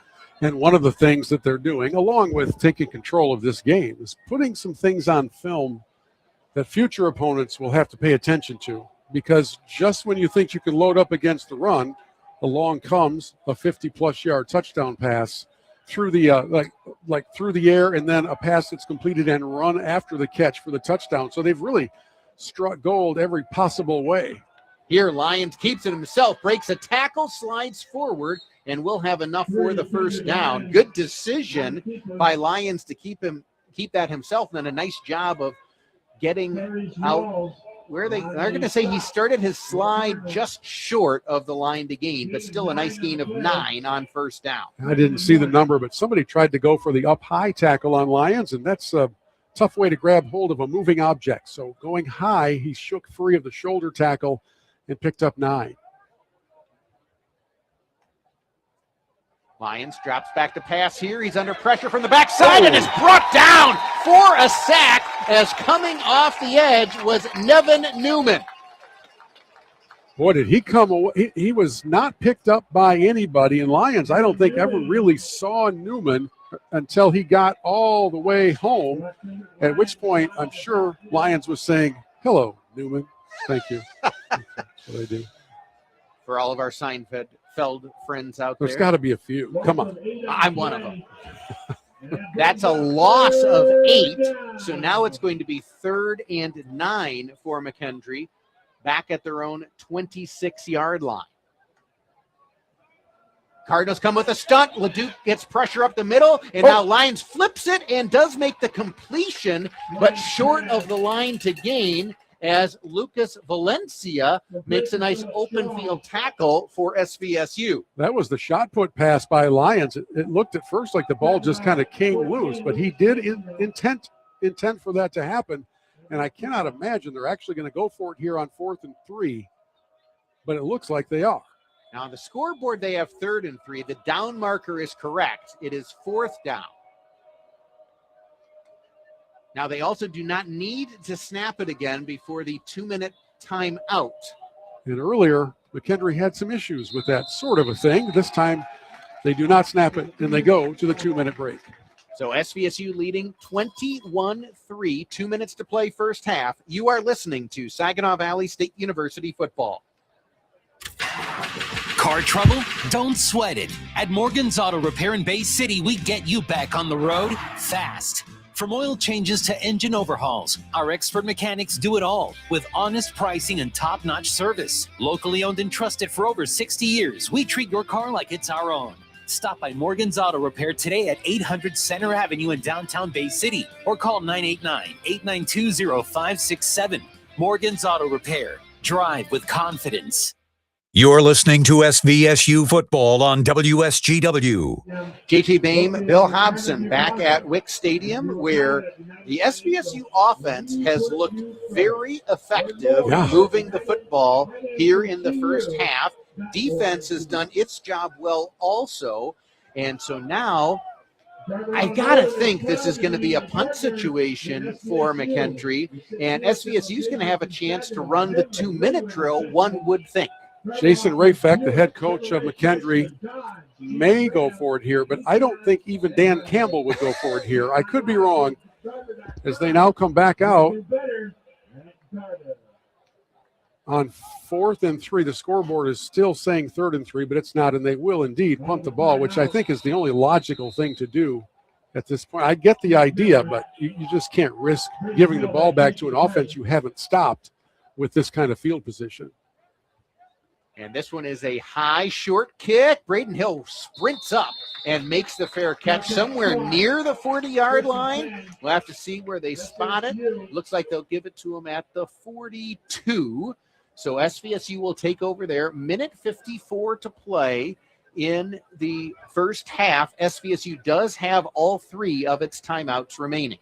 So this is the 5th possession for the Cardinals. On the first possession, they drove all the way down the field and were not able to convert a field goal. Since then, touchdown, touchdown, touchdown. They have not been stopped, haven't really been close to being stopped. If they punch one in here in the final 154 of this half, I think a happy red feather celebration may very well be underway.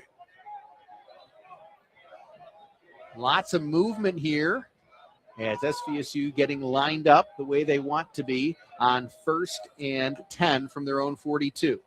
And here a delayed handoff to Miles, looking for a lane. Now he finds a cutback lane to the far side, struggles forward right out near first down yardage. Everything about that play designed to go to the right, but Miles did a good job of finding a cutback lane to the left. They'll give him a gain of 9. And if McKendree's Mylan Nettles didn't recognize that cutback when he did, I believe you're looking at the 4th touchdown for the Cardinals. It was really a foot race to the sidelines, and Nettles caught up just in the nick of time. Another really good cutback and really good field recognition by Devin Miles.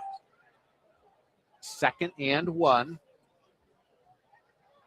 Now Miles goes in motion out of the backfield. Sani will get the carry, running to the left side. He's got a lane, lowers his shoulder, and picks up the first down. So the Cardinals not using their timeouts yet. This is one of those where in a perfect scenario, you drive down and get the touchdown with almost no time remaining. Interesting, because they practice their 2-minute drills, but in this case, now that you're down near a minute and you're not really in a hurry, it's a different cadence. It's a different pace for everything. We've got coaches screaming things. We've got time running off. We've got players wondering what's going on. We may see a timeout used here at some point. On first down, Wolf play action, has all kinds of time, throws over the middle. He's got Vaughn wide open inside the 20 and down to the 12-yard line. And Matt Vaughn, who has gone from quarterback to tight end, having a huge first half receiving for Saginaw Valley. Well, he certainly is. And Connor Wolf, when he gets his feet set, looks really, really good. I mean, the ball is on target. It's on the money.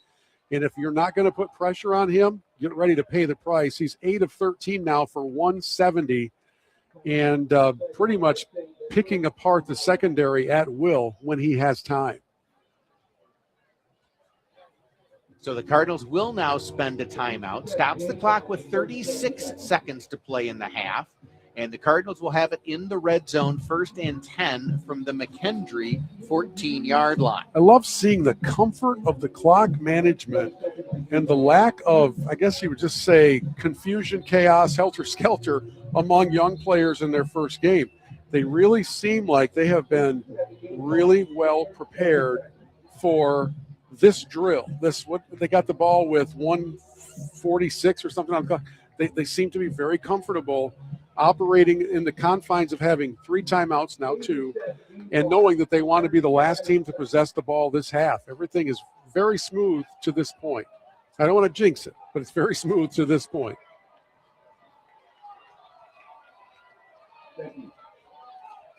They're going to put another second on the game clock to 37 seconds. Matt Vaughn now 3 catches, 95 yards, including here in the first half. He's split to the left at tight end.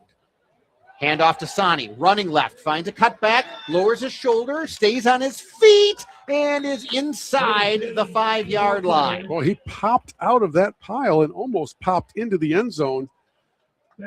Got a lot more real estate out of that carry than I thought was going to happen, as the clock now sits at 29 seconds, and the Cardinals right on the doorstep again. 1st and goal from about the 2. Low snap. They do get the handoff to Sani, runs off left guard, and does get into the end zone. Wow. Touchdown, Saginaw Valley. Drive. I mean, everything went well on that possession, from clock management to ball security to a mix of run and pass. It was just as solid as you could ask for. Great job by the quarterback, Connor Wolf. And again, we will give an extra slice of pizza to everybody on that offensive line, because they have controlled the line of scrimmage big time. So just 18 seconds left in the half as the Cardinals do execute the 2-minute drill perfectly. Get the touchdown. Extra point from Lindring is no good, wide to the right. And so the score is 27-3. SVSU with the lead, 18 seconds to play. First half. You are listening to Saginaw Valley State University football. Counting down 25 defining moments in Saginaw Spirit history in 25 days.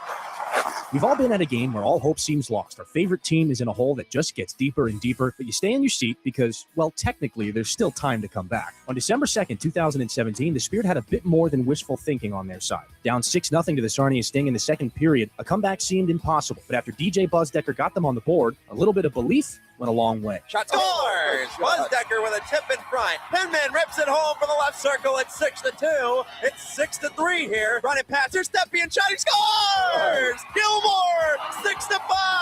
Damian Giroux. 6-goal comeback. Here's Cole Koski full out of steam. He's in a goal. Save bounce. He scored! He scored! The Spirit win it. 7-6. Cole Koski polished off the greatest comeback in regular season Spirit history, from down 6-0 to a 7-6 overtime win. The Spirit opened their 25th anniversary season in Saginaw at 7 p.m. on September 19th against the Flint Firebirds. The Cardinals of SVSU fly on WSGW. JJ Bain, Bill Hobson back at Wick Stadium, where the Cardinals put together another nice drive, 5 plays, 58 yards. And now Tegan Lendering kicking off with SVSU leading 27-3, 18 seconds left in the hat. And this one is absolutely drilled as it lands on the back line of the end zone. So McKendree forced to accept a touchback. 5 plays, 58 yards, 1 minute, 36 seconds on that last possession by the Cardinals. They've scored on drives of 3:47, of 8 seconds, of 7:15, and have done a little bit of everything along the way to amassing a 27-3 lead. It's been a very impressive start to the season for this SVSU squad under their first-year head coach. So we'll see what McKendree decides to do here. Could be one of those, if you get one first down, maybe you take a shot. They'll keep it on the ground on first down, and then the running back, I think that was Richardson, ran into his own blocker and then fell down. Can we give credit on the tackle to number 75, Nick Peterson, on the offensive line for McKendree? Because that's who did it as we head to the half. And McKendree will not snap it again. An impressive first half for the Cardinals in the head coaching debut of Michael Engel as he high-fives his players as they head to the locker room. SVSU heads to the locker room with a lead of 27-3. You are listening to Saginaw Valley State University football. Remember when riding a bike felt like freedom? With an electric bike from Bicycle Village, that feeling is back. Cruise farther, conquer hills with ease, and enjoy the ride without wearing yourself out. Whether you're commuting, exploring local trails, or just getting back into cycling, an e-bike makes every ride more fun. Visit Bicycle Village on Bay Road in Saginaw. Take an e-bike for a test ride and discover a whole new way to ride. Bicycle Village, helping the Great Lakes Bay region ride since 1974. Still using the I got a guy approach for your digital marketing? Relying on one person in today's rapidly shifting online landscape is costing you more in lost opportunities. You need the deep bench expertise of Conrex Digital. We provide more than just a presence. We deliver results. From high converting websites and SEO to engaging social content and lead generation on Google and Meta, we handle it all. Dominate your competition with expert programmatic and streaming TV campaigns. Bold marketing, real results. Visit conrexdigital.com. Conrex Digital makes it happen. Mid-Michigan homeowners, this one's for you. Now's your chance to win $1,000 toward your summer home and yard projects with our Backyard Makeover Contest brought to you by Mike's Handyman. Choose from one of these amazing participating businesses: M&R Garage Door and Openers, Stormmaster Exteriors, Magic Carpet Flooring, Roof Max, West Side Decorating Center, New Finish, Begic Nursery and Garden Center, Maple Hill Nursery, Wolfiles Ace Hardware, Delta Door Sales, Cranes L&M Appliance, Bay Landscaping and Garden Center, Badur Heating and Cooling, Mid-Michigan Garage Door, Art Noe, Sullivan Fence, Johnson Door and Central Vac Systems, Doring Schultz Insurance, and Reamer Plumbing, Heating, and Air Conditioning. One lucky winner gets $1,000 to put toward the upgrades, repairs, or dream projects you've been waiting for. Entering is easy. Just head to midmichiganbackyardmakeover.com and sign up today. This is Saginaw Valley State University football on WSGW.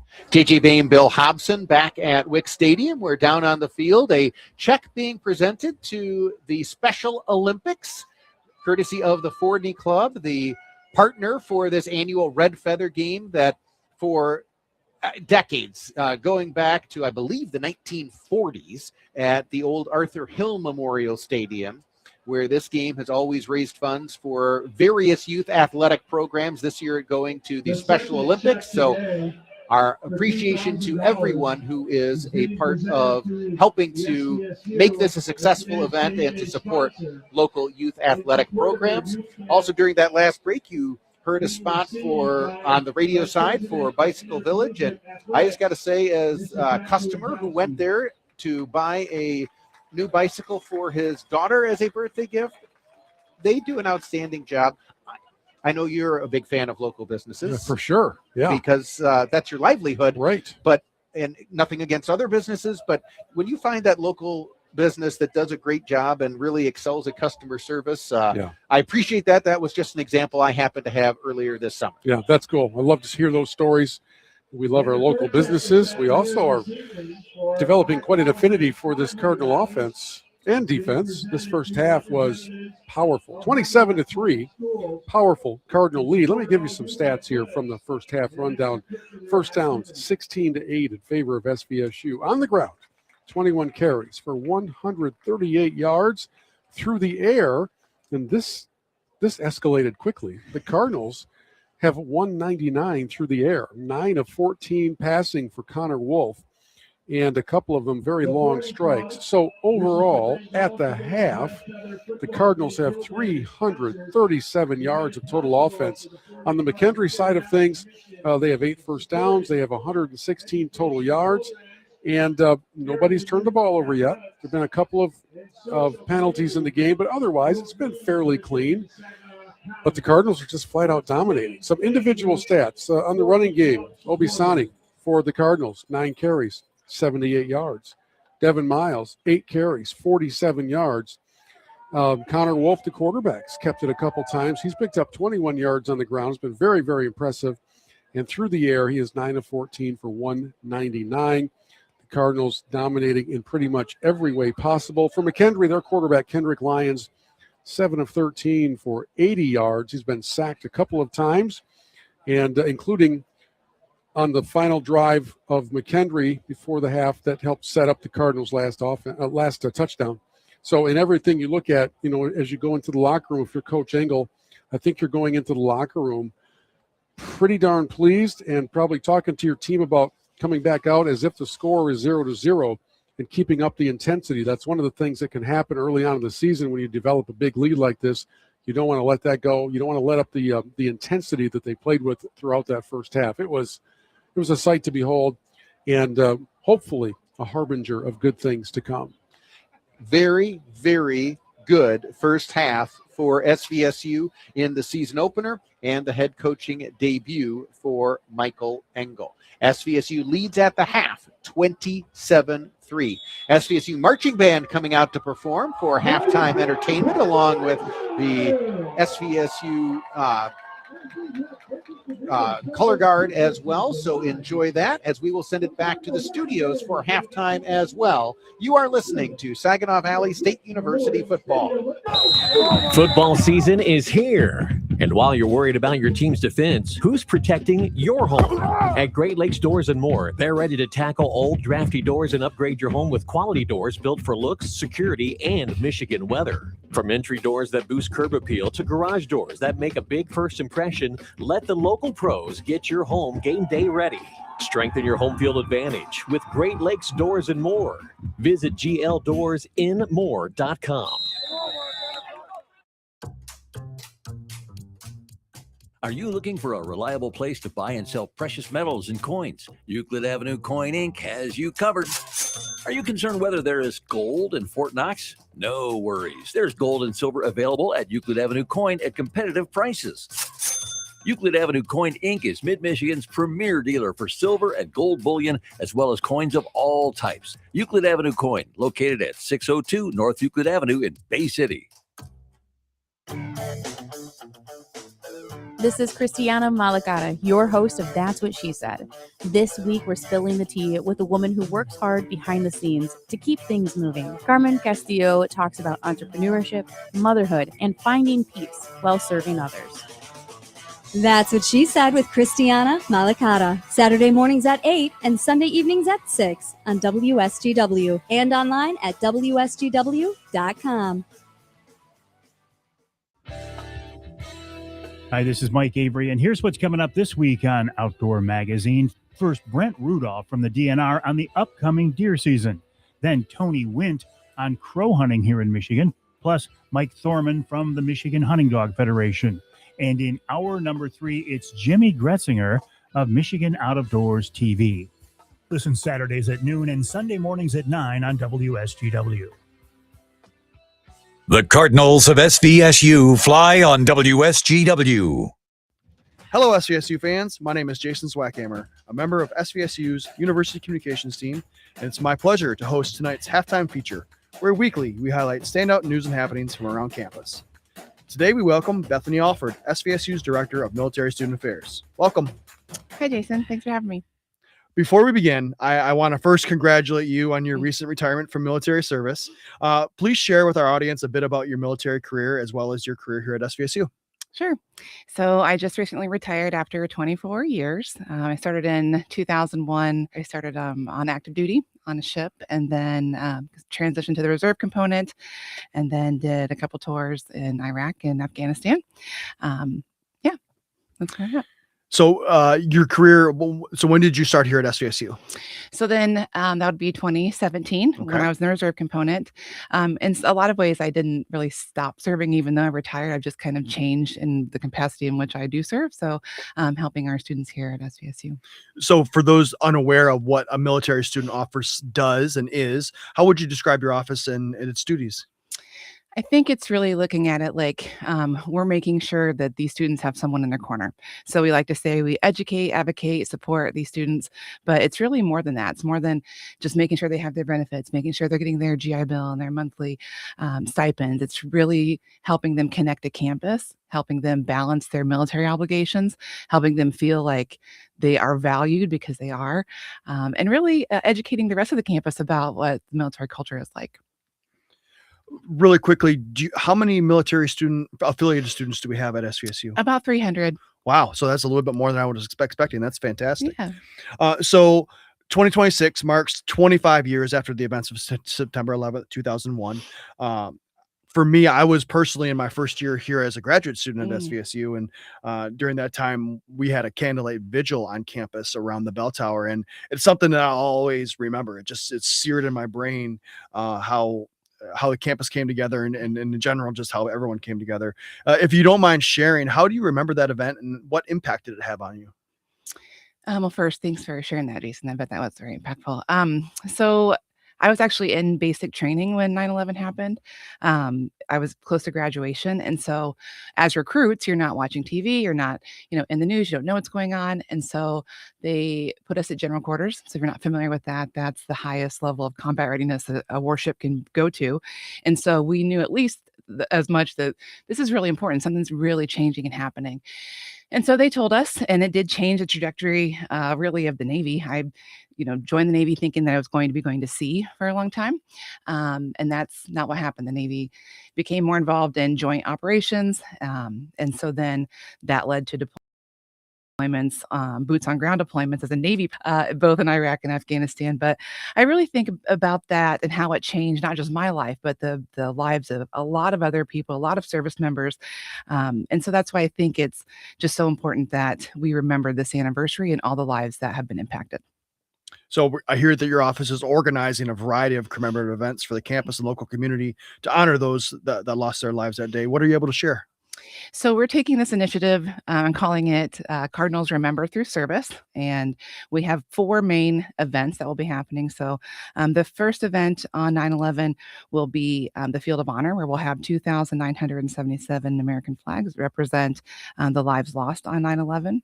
After that, or I should say really simultaneously, we'll be showing the 9/11 digital learning experience in the Alumni Lounge. And that's really an opportunity for our students that weren't alive, some of them, weren't alive during these events, to learn about them and understand what impact they had. And then on 9/12, we'll have the First Responders Breakfast, where we will be honoring police and fire personnel from Saginaw, Bay, and Midland counties, just honoring their service and sacrifice that they do in our local community. Well, it sounds really impactful, and I'm looking forward to being part of that. And wrapping up that Remembrance Weekend will be a long-standing 13-year tradition here at SVSU, which is hosting the 9/11 Heroes Run 5K Run Walk Ruck here at SVSU. You and I both serve on that organizing committee. We have for a while. It's one of my passions. Tell us more about that event. Well, I think you're not saying enough credit here, Jason, because you were on this committee well before I got here, and really appreciate that all the energy you bring to making sure that this event happens, because it is really important. And every year, just get even more and more great feedback. So it brings together students, veterans, first responders, families, and our community members in a way it's really an action after remembering. So remembering these important events, but now we're doing something about that. And I love this event. It's family friendly. We bring in RSOs that come support. It's just a really great way to bring SVSU into such an important event. So ways that if you are anything that you've heard today that you want to learn more about, really encourage you to visit the Military Student Affairs website. And you can get there by following svsu.edu/military student affairs. You can also find them. The Heroes Run website is svsu.edu/heroesrun. And they're also on Facebook at 9/11 Heroes Run, Saginaw, Michigan. So we really look forward to that entire weekend. But Beth, thank you for first of all, for all the important work you do and for your service. But I want to thank you for joining me today and kick off our new season of halftime shows. Yes, thank you so much, Jason. Looking forward to it. Make sure to stay right here for the second half of Cardinal football. Join us next week as the Cardinals return home for a Labor Day weekend matchup facing Texas A&M Kingsville with a 6 p.m. kickoff. Go Cards! This segment of Our Community's Care is brought to you by the Saginaw Community Foundation. For the month of August, Saginaw Community Foundation proudly spotlights 211 Northeast Michigan. When unexpected challenges hit, it can feel like you're navigating the dark alone. Whether it's a sudden job change, a rising heating bill, or a family crisis, no one should have to figure it out without support. That's where 211 steps in. Think of us as your single door to local help. 211 is a simple, free, confidential, and accessible 24/7 helpline dedicated to guiding you to the resources you need. One call connects you to a real, compassionate person who can match you with local programs for food assistance, housing, and utility payment assistance, and much more. You don't have to face tough times by yourself or spend hours guessing where to turn. Help is available right now, day or night. Call 211. Text your zip code to 898-211 or live chat anytime at 211nemichigan.org. 211 is honored to serve our community. Your WSGW morning team. Our normal highs are going down already in the middle of July? Come on. It is the middle of July. That makes sense. Yeah, I get it. Yesterday, I made a heat error yesterday. Uh-oh. You did. And I'm sure people have done the same thing. And how did you do that? I had stopped at the store. I got a box of Whoppers. Ooh. Chocolate. Yeah. I love The Whoppers. malted balls. Yeah, real good. And I arrived back at Radio Center intending to bring my Whoppers in. Uh-oh. Uh-oh. Oops. I had to tear the box apart, and now this is what I had. It giant. looks like a don't say what. No, I'm not going to say what you think I was going to say. It looks like a turtle, like a pecan turtle. Hey, whatever. That's one thing you could look like. Okay. I buy M&Ms. Melts in your mouth, not in your car. That's right. The morning team, 5:30 to 9 on WSGW.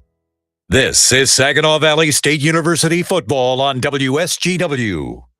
JJ Bain, Bill Hobson back at Wick Stadium, where at the half of tonight's football game, it is SVSU leading McKendree by a score of 27-3. Earlier today, SVSU and McKendree matched up in women's soccer, and McKendree got the win 2-1. The goal in that game for SVSU women's soccer team was scored by Grace Battershell.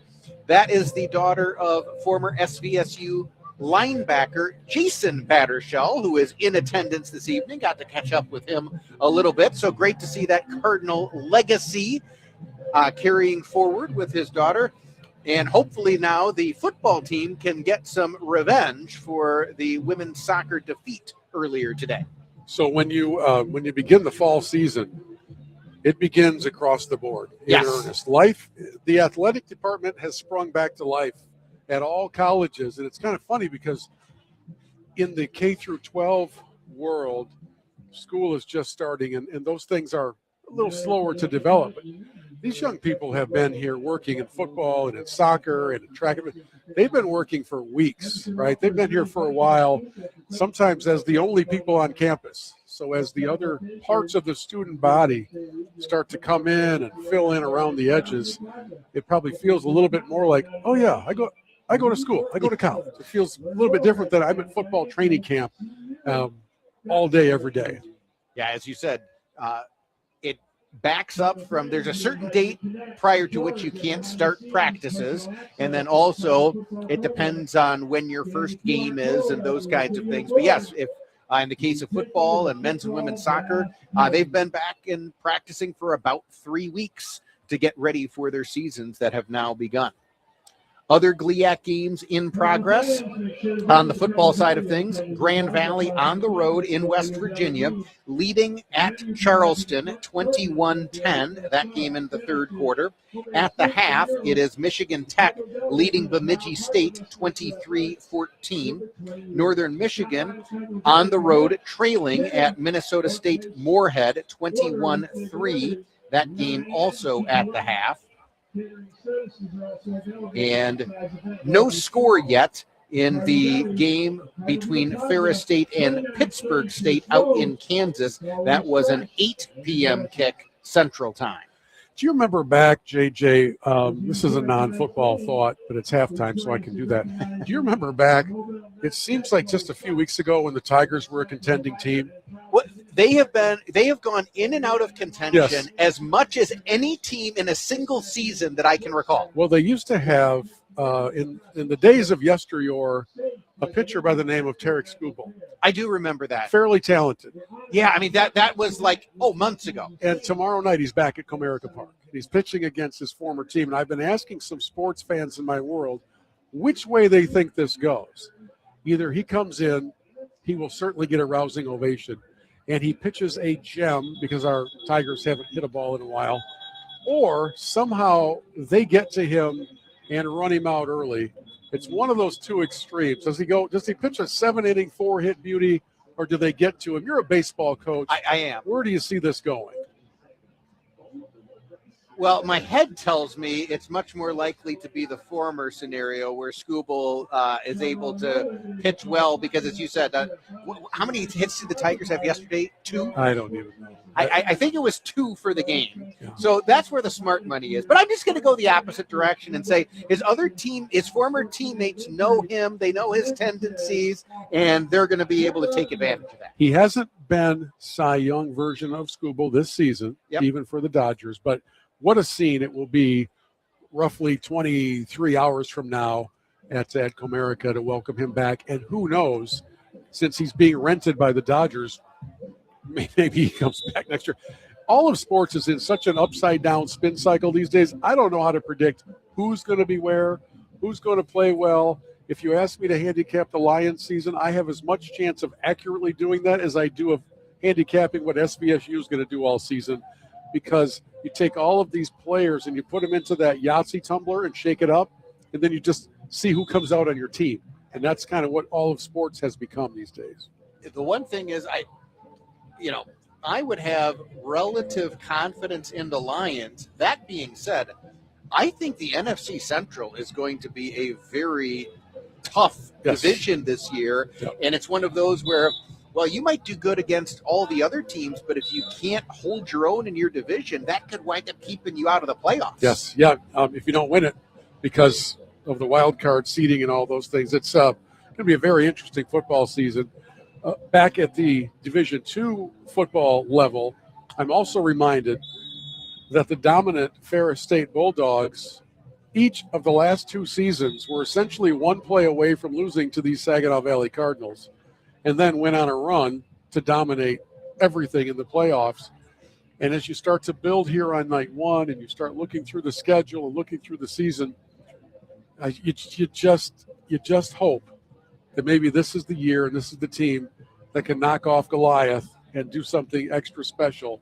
As we now, JJ, right on cue, have a nice full moon looking over Wicksfield, and Ferris, I'm sure, is doing fairly well in their early season game. When you said on cue, I thought you were calling their touchdown, because on cue, Ferris got the first score of the game early in the second quarter at Pittsburgh State against the Gorillas, not the Goliaths, the Gorillas. There you go. As Ferris State has taken an early 6-0 lead on the road there. It's 27-3 here. SVSU leading McKendree. Second half is just about to begin. We'll have it for you when we return. You are listening to Saginaw Valley State University football. Football season is here. And while you're worried about your team's defense, who's protecting your home? At Great Lakes Doors and More, they're ready to tackle old, drafty doors and upgrade your home with quality doors built for looks, security, and Michigan weather. From entry doors that boost curb appeal to garage doors that make a big first impression, let the local pros get your home game day ready. Strengthen your home field advantage with Great Lakes Doors and More. Visit gldoorsinmore.com. Imagine a place where your individuality is celebrated. At Saginaw Valley State University, we create an environment for you to stand out, whether in academics or personal growth. Supported by a caring community, SVSU is where you feel at home, where every corner holds opportunity. Discover a campus that guides your journey. SVSU, where you're not just learning, you're becoming who you're meant to be. Hi, this is Terry Henney. You can hear me every weekday morning at 11:30, bringing you weather, markets, and more on The Farm Show. Did you miss an episode? Want to go back and hear that weather forecast again? No problem. You can find podcasts of every edition of Farm Service 100.5 and 790 on YouTube, Spotify, Apple Podcasts, and on WSGW.com. Stay up to date with the weather and the news you need with the Farm Service Podcast from WSGW. Recognize that sound? That's your heart racing when law enforcement catches you for drunk driving. Truth is, it's happening more and more these days. Cops are cracking down all across America. If you drive drunk, it's more likely than ever you will get caught and you will be arrested. So don't take any chances. If you're drunk, do not get behind the wheel. And maybe you could avoid feeling like this. Drunk driving, over the limit, under arrest. Paid for by the U.S. Department of Transportation. The Cardinals of SVSU fly on WSGW. JJ Bain, Bill Hobson back at Wick Stadium as we get ready for the start of the second half for tonight's contest between SVSU and McKendree. Few folks making the trip from Illinois, McKendree down in the southern part of the state, not too far away from St. Louis, Missouri. And, of course, probably about the same distance tonight from St. Louis, Michigan, just inside of an hour away. But few folks making that trip and a good home crowd on hand for the home opener for SVSU as the Cardinals get their season started and looking very good in the opening 30 minutes. Again, the Cardinals with 337 yards of total offense in the first half compared to 116 for McKendree, and now that Cardinal defense will get a chance to come right out to start the second half. Lendrink kicks it deep again, and this time it will be brought out by Johnson, and he is spun down at about the 22. They'll maybe give him the 23-yard line, and so McKendree will take over there. A very important opening possession of the second half for the Bearcats. When you're down 27-3, coming out of the locker room, you want to put together a nice sustained drive that gets some points on the board. Yeah, and now the goal for head coach Jason Rafek from McKendree is let's win a quarter. Let's just win the third quarter. Maybe they do something more than that, but if you come out of this quarter ahead just for the third, then you've accomplished one of those goals. You know, and then it is let's figure out how to get a stop against this Cardinal offense. They have not done that yet. On first down, pass is thrown to the near side, incomplete. Pretty good coverage over there on Quincy Hall, the intended target. Lions rolling out to his left and could not connect with his receiver. Tough throw, rolling left, trying to throw a precise pass down the sidelines. Wasn't a terrible throw, just fell incomplete. Good coverage by the Cardinals as they are disciplined. They've been staying nice and tight every time they see the receiving core from McKendree go downfield. You can't afford to give up anything deep. Here, Lions able to stutter step away, and then James McDonald able to make the tackle from his middle linebacker position after a short game. Quincy Hall was the leading receiver in the first half for McKendree, 3 catches, 38 yards. And just like that, I mean, we're 2 plays into the half, and McKendree is facing a 3rd and long. And the breeze is picking up. Yeah, it is in the face of McKendree as they go from right to left. So the wind is coming out of the north here as McKendree staring down 3rd and 8. And it's a screen pass underneath, and Saginaw Valley is all over it. Sean Hodges with a great trailing coverage, open field tackle combination. And again, we have seen time and time again for the Bearcats, when they need to go through the air, they're simply throwing it to Quincy Hall Jr., which is fine. He's a very talented receiver.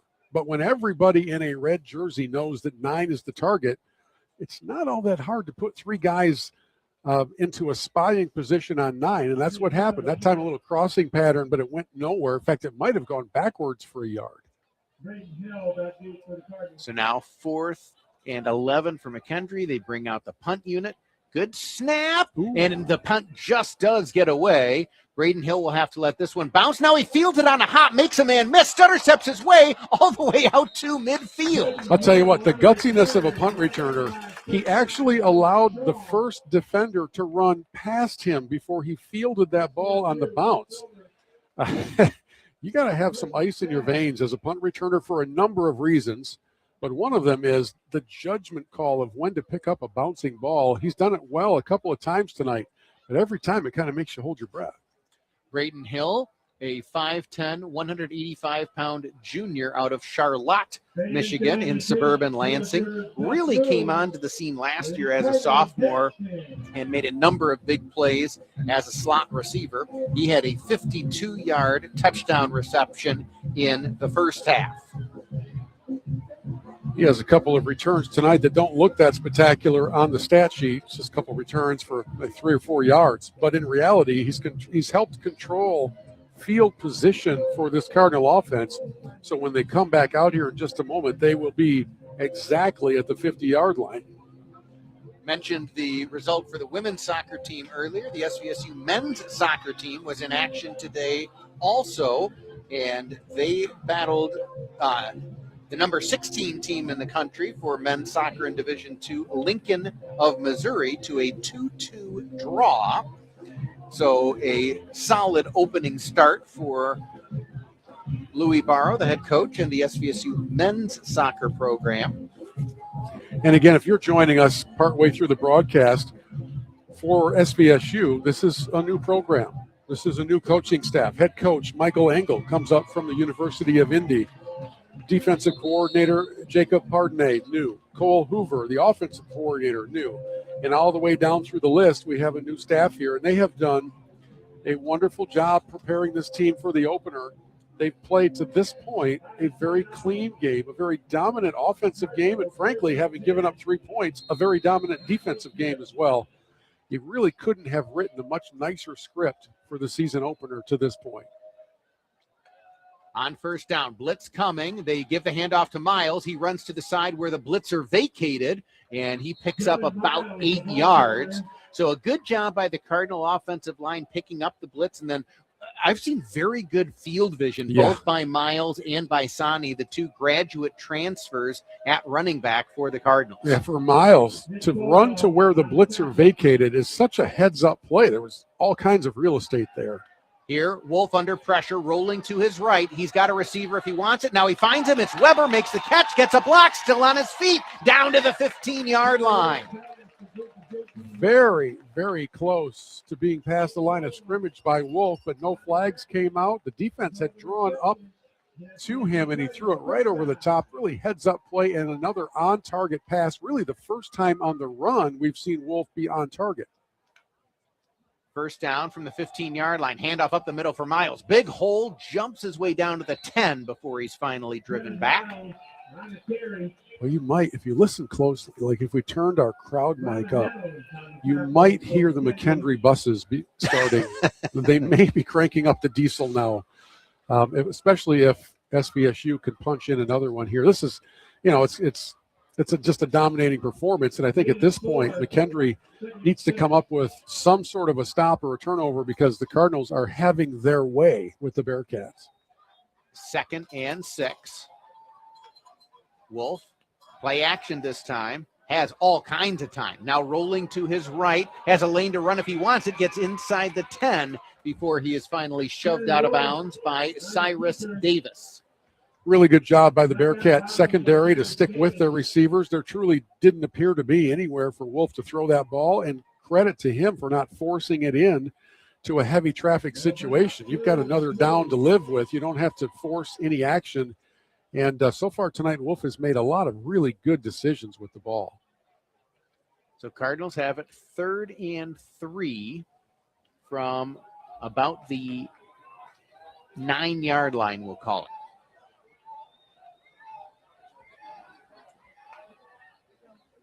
And they give it on the handoff to Miles, trying to turn the corner. Cannot quite get there. Hit from behind.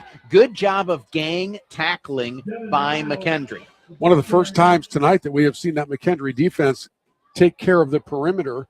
The Will linebacker, Jaden Howard, was a big part of that. The corner, Jaden Graham. They just sealed off the edges, and they haven't done a very good job of that tonight. On that particular play, they did shut it down. Cardinals right now still have the offense on the field. Cardinals lead 27-3, 10:40 to play in the third quarter. And I think we're leading ourselves into a timeout moment here coming up in about 7 seconds. The entire offensive unit looking over at the sidelines, but nobody's in a ready position. And there's the call. The Cardinals will talk things over. And this is one of those where I can defend either position. Yeah. In game one, after already having a field goal unit with, a mishandled snap in the first half, that would be the main reason I would want to give my field goal unit another attempt in this situation. I realize you got lots of confidence in your offense, lots of confidence in your defense, but I would probably opt for the field goal for that reason. Get them some confidence, don't leave them only with that bad taste in their mouth, so to speak. Yeah, very fair. You had the fumbled snap on the field goal earlier. You had a missed extra point. So you could make a good case for the kicking game getting some reps. At the same time, anybody who watched the Falcons and the Patriots in the Super Bowl knows what 27-3 means. So there's always a case to be made for making sure you have your margin where you need it to be. And the offense is indeed back out on the field to try to add to that lead. The Cardinals going for it on 4th and 2 from about their own 7-yard line. Lots of movement here, and Wolf rolls out to his left. Now he's looking back to his right. He's got a receiver wide open. It's Matt Vaughn. Touchdown, Saginaw Valley. Who else? Tonight, Vaughn has had himself quite an evening, and what a play call. You talk about misdirection. Everything and everybody rolled far, far and hard to the left, except for Vaughn, who sort of slipped through the wash and found himself literally all alone in the right corner of the end zone. And as Wolf looked back, it was a simple toss, simple catch, simple touchdown. Really, really cool play design. Brings back a vivid memory for me that we will get to after the break as the extra point is up and good. So SVSU leads 34-3, 10-17 to play here in the third quarter. You are listening to Saginaw Valley State University football. Cardinal fans, make Jenny's Party Store part of your game day lineup. Whether you're tailgating, listening from home, or celebrating an SVSU victory, Jenny's has the beer, wine, spirits, snacks, and party supplies to keep the good times going. So before kickoff, stop into Jenny's Party Store on Bay Road in Saginaw and stock up on everything you need for game day. And here's a special for Cardinal fans. Mention this commercial and get a free bag of ice with your purchase. For game day drinks, snacks, and more, make it Jenny's Party Store. Go Cards! Looking to turn your vehicle into a moving billboard? SignTech has been serving the Tri-City area for 34 years with full-service signage solutions. Conveniently located on Boardwalk Drive off Bay Road in Saginaw, SignTech specializes in eye-catching vehicle wraps that get your business noticed everywhere you go. From full wraps and partial wraps to indoor and outdoor signs, laser engraving, and more, trust the experts at SignTech to make your message stand out. Visit signtech1.com or call 989-791-2480. That's 989-791-2480. This is Saginaw Valley State University football on WSGW. JJ Bame, Bill Hobson back at Wick Stadium, where an 8-yard touchdown toss from Connor Wolf to Matt Vaughn has given SVSU now a lead of 34-3. And while that was a perfect play by the SVSU offense, what it brings back to memory for me is that in the first game of the 2021 season, for SVSU, Cardinals did not have a 2020 season due to COVID. So you're playing the season opener for the 2021 season. Cardinals were hosting Texas A&M Kingsville, the Javelinas, who SVSU will host again, not this coming Saturday, but the following Saturday. Texas A&M Kingsville is driving for the go-ahead touchdown, trailing 13-9. They throw the throwback screen to the tight end, and a linebacker for SVSU by the name of Trevor Nowaski fought through two blockers, tackled the tight end for a loss. Texas A&M Kingsville never scored, and SVSU holds on to win 13-9. Whatever happened to that Nowaski guy? Well, that's when you kind of knew this guy is a special talent, and now heading into his 4th NFL season for the Detroit Lions. Tegan Lenderink now kicks this one through the back of the end zone again for a touchback, because it was everything. 10 defenders went one way. One defender had backside contain. It was Trevor Nowaski. He had 2 blockers he had to beat. He beat him, made the tackle. It was just an outstanding play. That is special play by a special player for sure.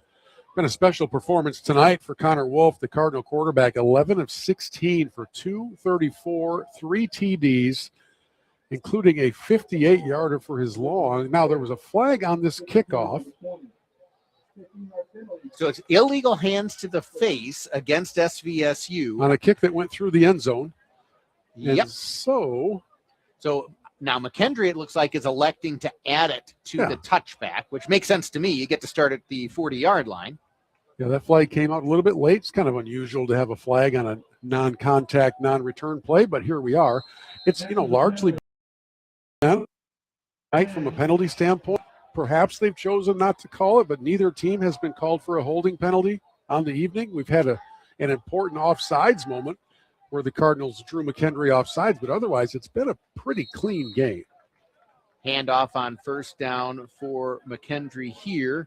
Gain of about a yard for Primus. I gave you the stats for Connor Wolf. How about on the receiving side? Vaughn with 4 catches for 102 yards and 2 TDs.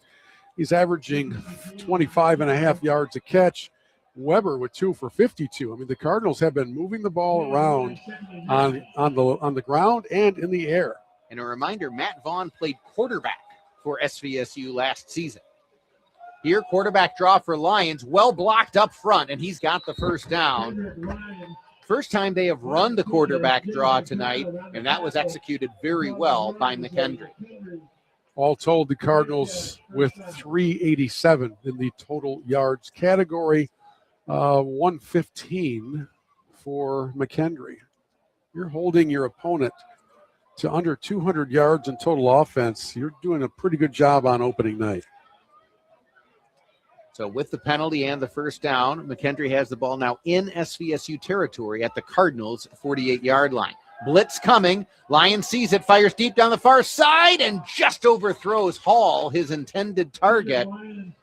Good recognition by Lions that time, just could not quite connect. Chung was in hot pursuit, but had that pass been on target, he was a couple steps behind the play, so the Cardinals kind of get away with a sideline route where they were marginally beaten on the route. And I don't blame McKendree for trying a big strike. They haven't had much success doing much of anything. So now 2nd and 10 for McKendree. And here, rolling to his right is Lions. Throws it, has a man wide open inside the 30-yard line. And getting a big gain is Aiden Jones, a 6'2", 200-pound senior out of Belleville, Illinois. So they're rolling Lions out away from the pressure a little bit that time. Found some room for his tight end.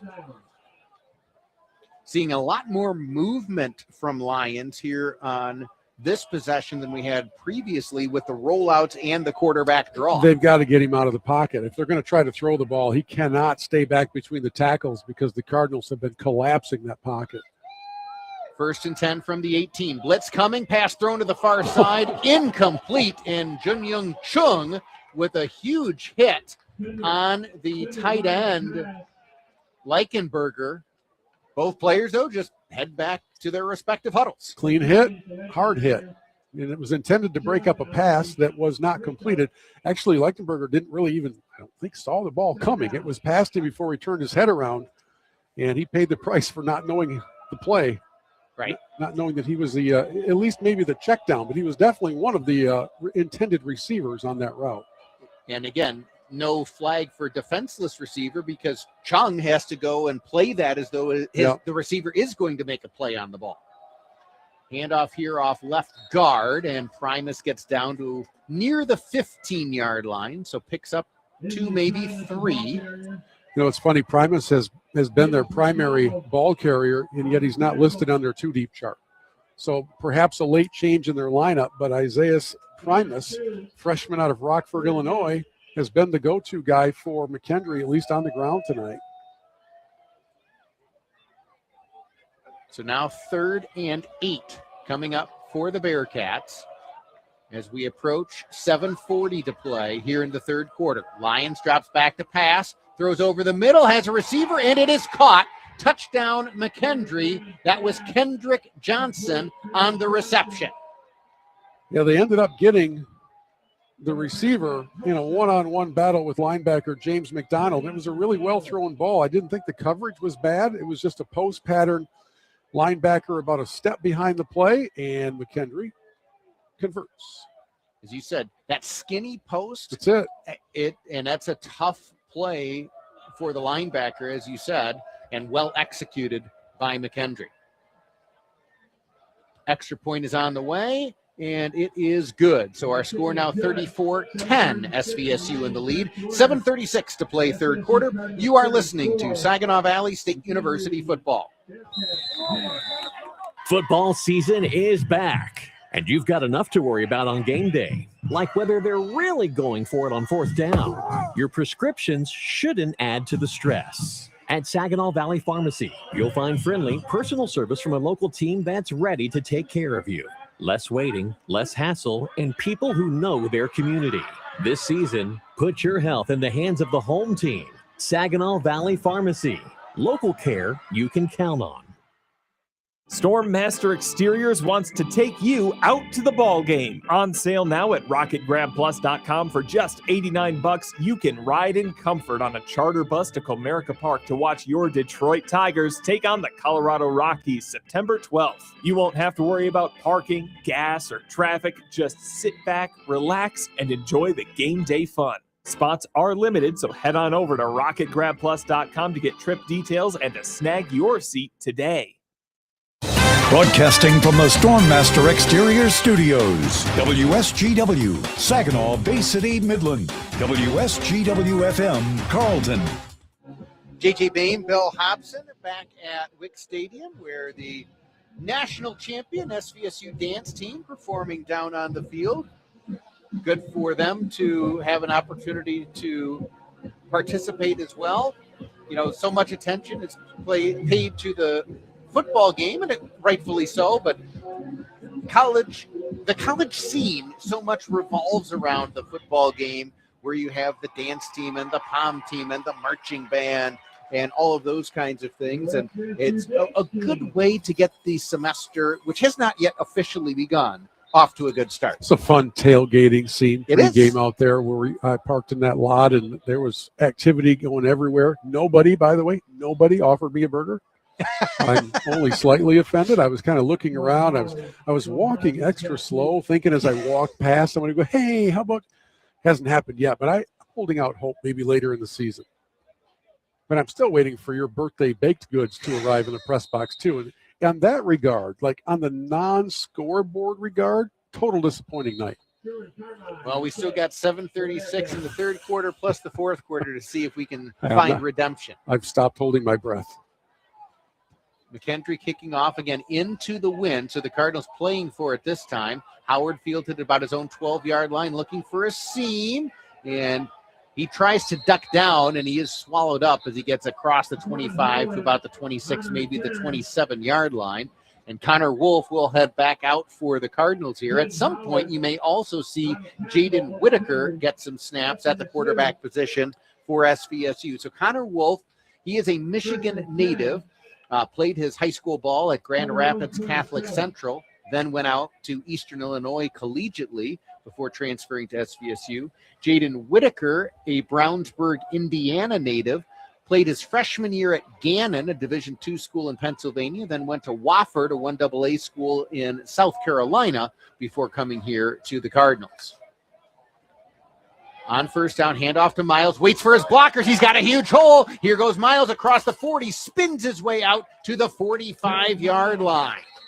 Boy, is he nifty in the open field. I don't think I'd want to be the guy trying to break him down and figure out how to make this tackle, because in some reminiscent ways of like a LaDainian Tomlinson sort of a thing, he gets you out in the open field, and it's a guessing game from there. Really good run. He's had a great night tonight.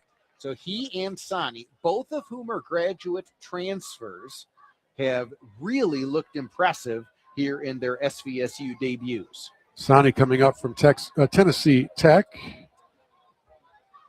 Miles from Western Michigan.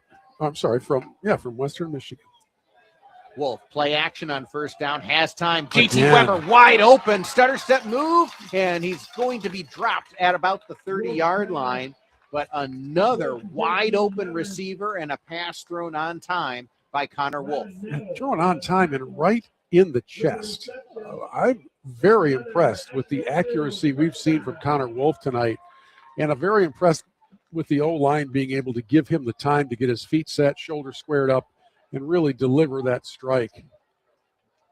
Cardinals all the way down to the McKendree 30 now.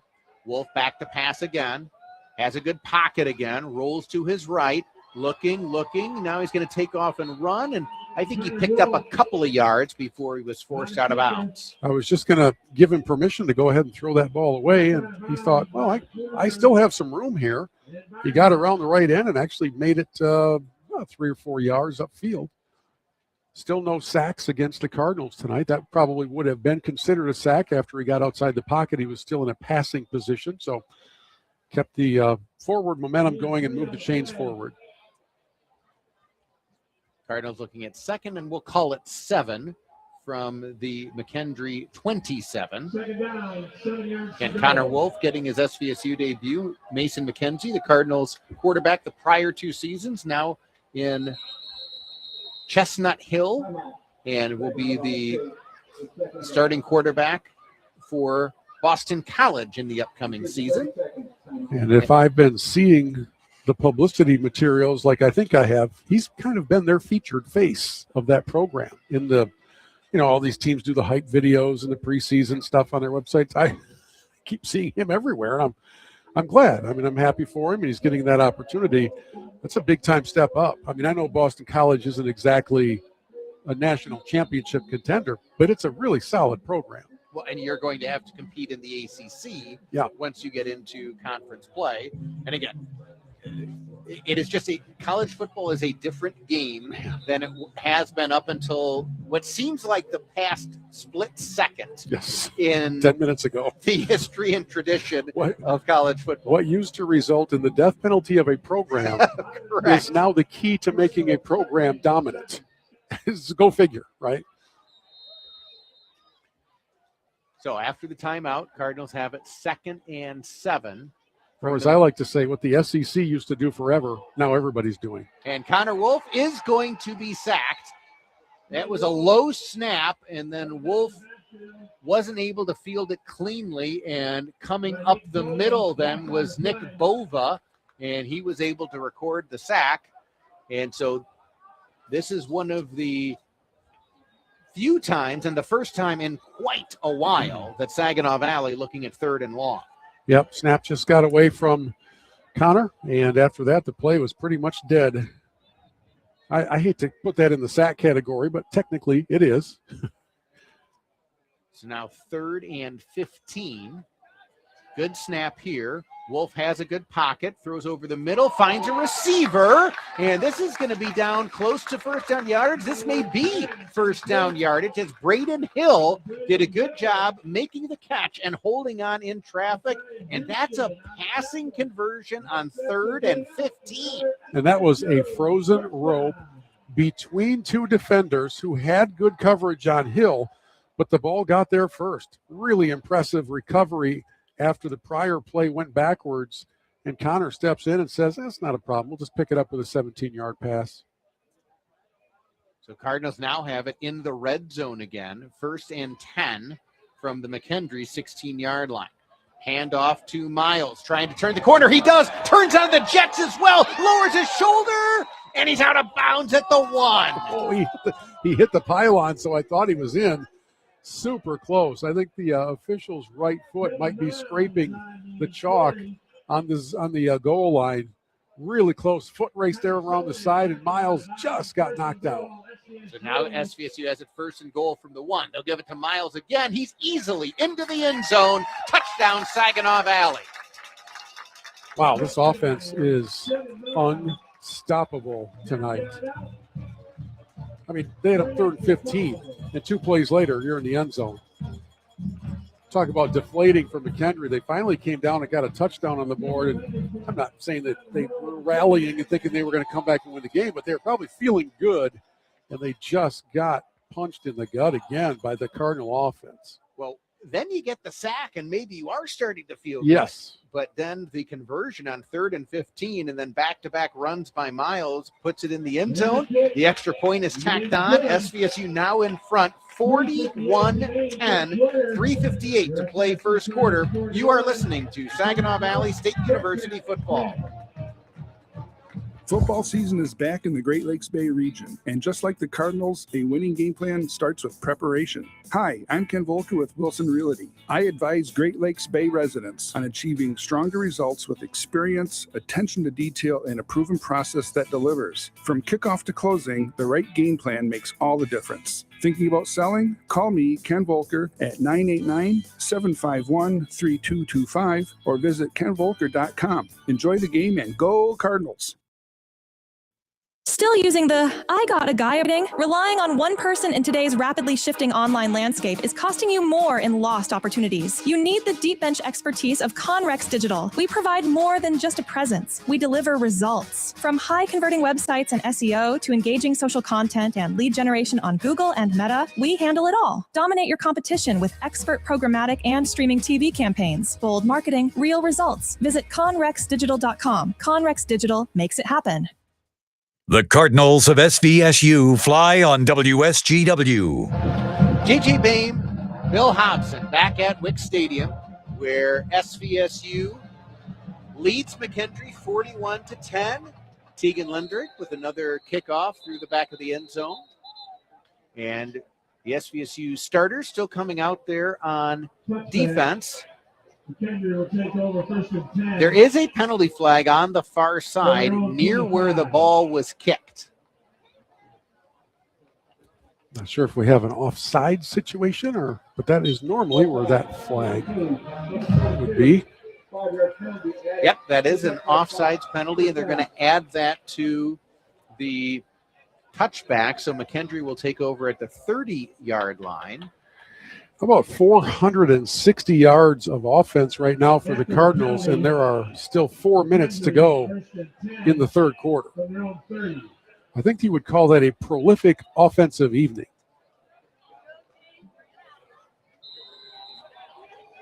Lions still out there at quarterback for McKendree. Drops back to pass on first down. Pass batted, and is that caught? Yes. So it was tipped at the line and still hauled in for a catch by Phillip Shaw. And then for the Cardinals, just a beat away from maybe picking that off was Jalen Edwards. Saw that ball go in the air. It was maybe a half a step away from getting his hands on it. Gain of 2 makes it 2nd and 8. Lions hands it off, and this is going nowhere. SVSU did a good job on the edge and on the interior. No room to run. That is Xavier Chasen wearing number 0. The redshirt junior just clogged up the middle, devoured the center, and basically knocked him back into the running back. Really, really strong presence in the middle of the line. Calvin Watson, redshirt freshman out of Macomb, Dakota, checks in at linebacker, number 42. So loss of 2 on the previous play, 3rd and 10. Cardinals rush forward. It's thrown over the middle, caught by Hall. First down, McKendree. Tackle made there for SVSU by Lucas Valencia, but another nice pitch and catch between Lyons and Hall. Yeah, 5th catch of the night for Hall. That time the Cardinals in a bit of a zone, and Hall just found a spot underneath the top of that shell, and a good throw came his way from Lyons, who had the time to set up and accurately direct one towards his receiver. So a good 3rd down pickup for McKendree. 3 receivers bunched to the right. Lyons is going to throw that way. Cardinals read it, but could not quite get there in time. McDonald finally does make the tackle on that bubble screen that goes for a gain of 6. That's one where I think it was Carrington Pryor. He was there too early. Yeah, he read it and just, but your timing as a defender has to be perfect. Yeah. You can't break the line of scrimmage before the ball is snapped, and you need to try to get there with an angle to make the tackle. Yes, it's rare to have a pass behind the line of scrimmage go behind you, but that's sort of what happened that time. Oh, bobbled snap here. Lyons still throws it. His receiver is wide open on the far Guess side. I'll bet it's Hall. Good guess. Very good guess. The number 1 target tonight, and now through the air, the Bearcats finding a little bit of success. And as you said, Cardinals defensively also playing a little bit more of that shell. Keep Yeah. everything in front of you. Don't give up the big play when you're leading by 31 with now 1 minute to play in the 3rd quarter. I'll be interested to see if defensive coordinator Jacob Pardonnet dials up any blitz packages, or if they're just going to kind of play it, keep it in front of you, and get on out of here. They do blitz here, and it's over the middle and broken up. Great timing there by Christian Ellis. And now a late flag comes in. Well, I thought it was great timing. The official saw it differently. When you get your hand on the ball without contacting the receiver, I just think the official was in the wrong angle for that one and threw the flag based on assumptions. That was a clean play by Carrington. And in a very calm and measured manner, Coach Engel is having a word with the line judge regarding that call. You're not going to get too angry when you're up 41-10, but that was a rough one. I don't know what else, Chris. And again, and now the only thing is, again, if there's something away from the play I could not see with the offhand, but everything I could see, that was textbook coverage and a textbook pass breakup. Yep, looked great. I actually thought he might come up with the interception. Instead, he came out on the short end of it with the penalty. Cardinals changing to get an extra defensive lineman in here as McKendree now has it 1st and 10 from the SVSU 11.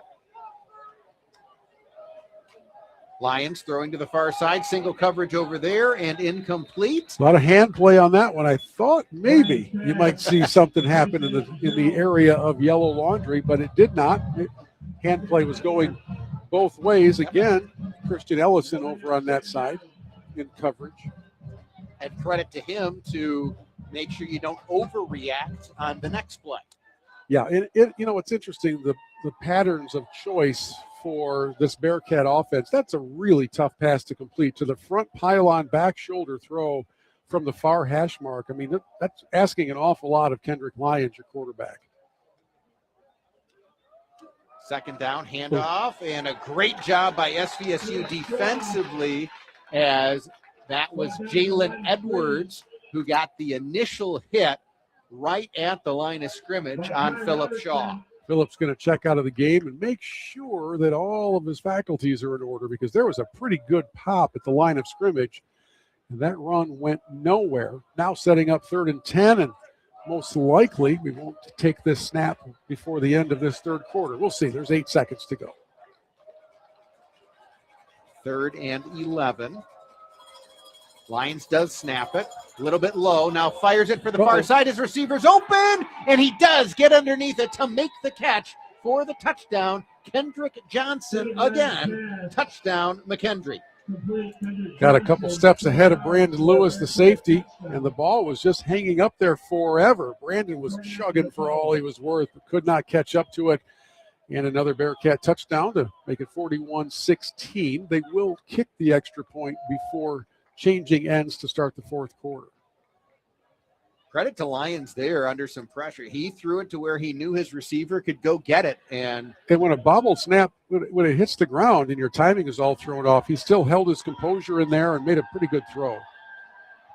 Kick is on the way, and it is good. So it's now 41-17, SVSU in the lead. As we conclude the third quarter, you are listening to Saginaw Valley State University football.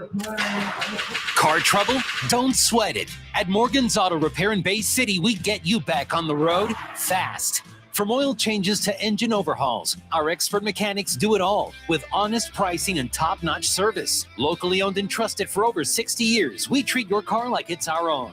Stop by Morgan's Auto Repair today at 800 Center Avenue in downtown Bay City or call 989-892-0567. Morgan's Auto Repair. Drive with confidence.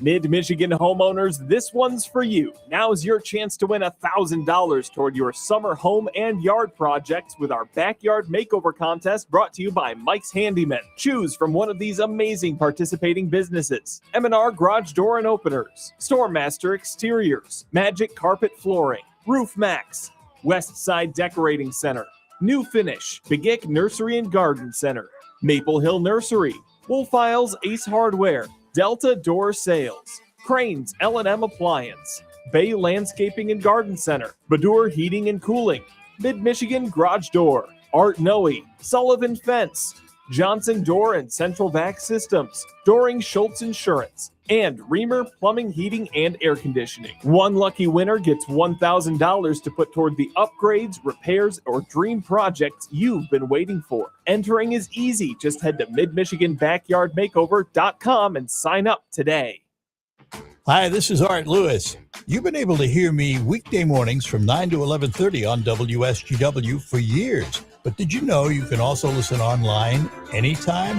Whether you missed a great conversation, want to go back to hear it again, or want to share it with someone else, you can find podcasts of every edition and episode of The Art Lewis Show and Focus on Spotify, YouTube, Apple Podcasts, and at WSGW.com. The Cardinals of SVSU fly on WSGW.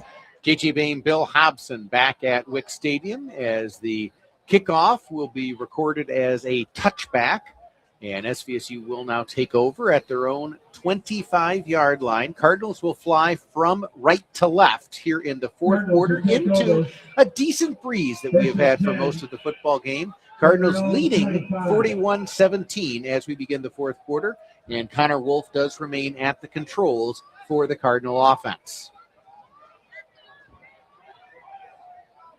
McKendree showing blitz. They do come with it. Cardinals run away from it. Miles running to the far side, makes a cutback move, stays on his feet, and forward progress. They will give him out to the 31-yard line for a gain of 6. It's really the first time we've seen McKendree bring the blitz from that corner, from that side. That time they had linebacker Drake Mosley trying to come in and get a hold of a running back before the play could develop. Didn't quite work that way. But I'll be interested to see what kind of aggression level they bring from a defensive pressure standpoint, because they've been beaten on the ground. They've been beaten through the air. Now, I'm not sure what their next strategy will be, because so far nothing has worked. 2nd and 4. Handoff to Miles again. Jump cut. Dives forward. Boy, this is going to depend on the spot. Near side official would have him about a yard short. Looks like that's what they will spot. Other games in progress. It is Ferris State on the road leading at Pittsburgh State 14-7 as that game is about to go to halftime. Handoff here in our game to Miles again, and this time he does indeed pick up the first down. This is the Red Feather game, this great annual tradition. This is the 18th playing of the Red Feather game, but it's only been the season opener for 10 games now. It was the 3rd game of the season for a while. Now it's the opening game. And that's how many times SVSU has played in the Red Feather game. Okay, there you go. But it, for many years, was a college football game played at the old Arthur Hill Memorial Stadium. So they would bring in college teams from all over to play a game at that stadium. And more recently, it has been tied to SVSU consistently as that handoff goes to Sani for a gain of 6. It'll be a lot better for ticket sales when it's the local team, one would think. The Cardinals, should they hold on to win with this 41-17 lead, will move to 14-4 in their history of the Red Feather game. And when it's the season opening game, they would move to 8-2. Last year, however, they lost to Northeastern State. So there is tonight's Red Feather Trivia, brought to you by J.J. Boehm and his birthday. Thank you for sponsoring that feature, JJ. That's my very pleasure. kind of you. Handoff here to Sani again, running to the right side, and he dives forward, should have enough for the first down. And we have seen now Devin Miles already break the 100-yard mark in his Cardinal debut. And now we are seeing Obi Sani closing in on it as well, as he is going to be right around 90 yards rushing after that last carry. Cardinals have just dominated the game on the ground. So far in the rushing category, they are looking at, well, I'll wait for that last play to get updated, but they're over 2-0 last play. Miles, he's got a nice hole up the middle again, and he picks up about 7 more yards. Approaching 500 yards total offense for the night are the Cardinals. And not to be the announcer with the jinx thing, no turnovers to this point. On an opening night, that is very, very rare. Actually, neither team has committed a turnover. Blitz coming. Cardinals pick it up. Wolf rolling to his right, and now he's going to be brought for a sack, but also it's going to be a horse collar tackle. Cannot grab the back of the neck of any player and bring him down. There's a couple of players on the Bearcat sidelines very unhappy with that call, but I mean, you and I can see it. We were about as far away as anybody in the stadium. It's a dangerous way to bring somebody down. That's why it's a penalty.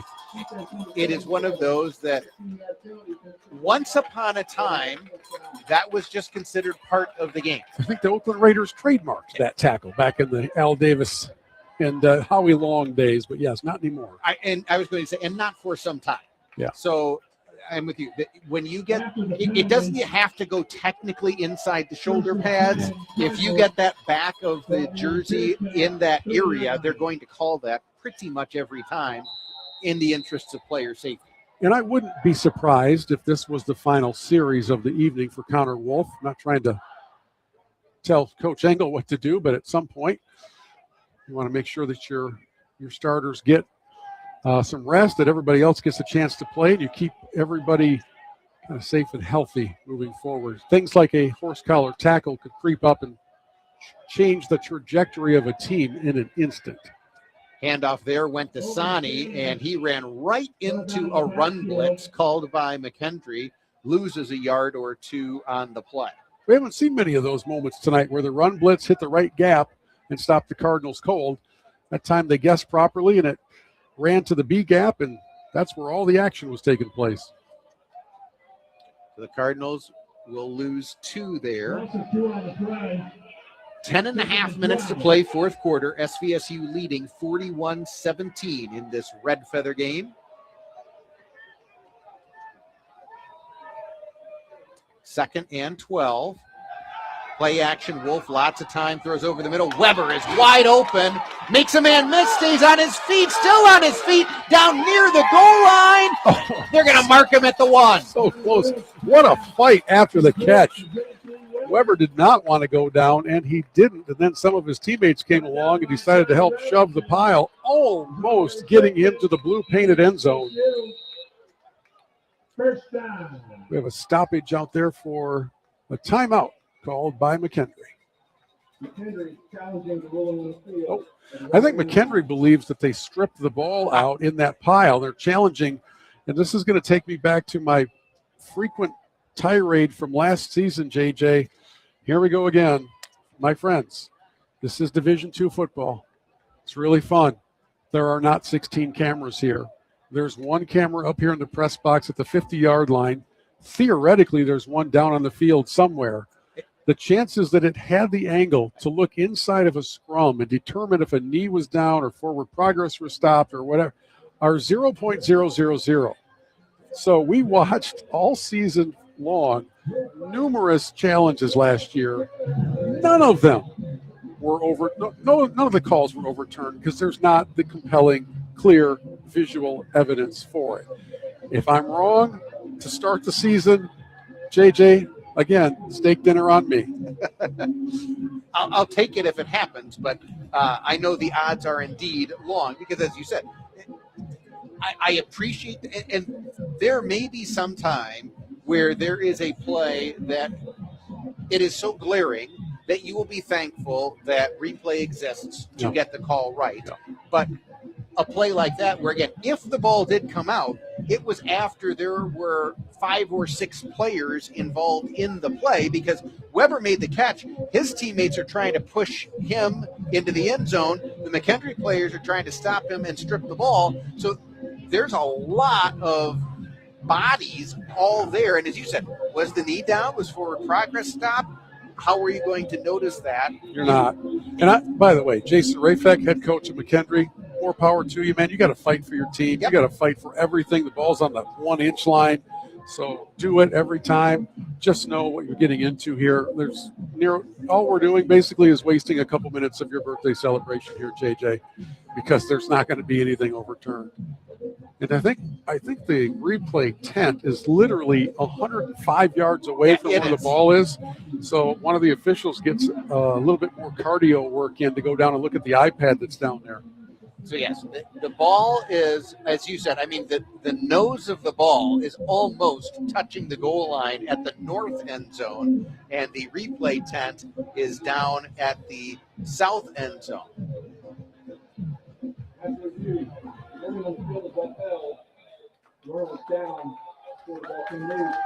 The call is upheld. You might want to have a seat while I relay the ruling. The call stands. I know you're standing in the press box. I just didn't want you to fall faint when I shared that shocking revelation.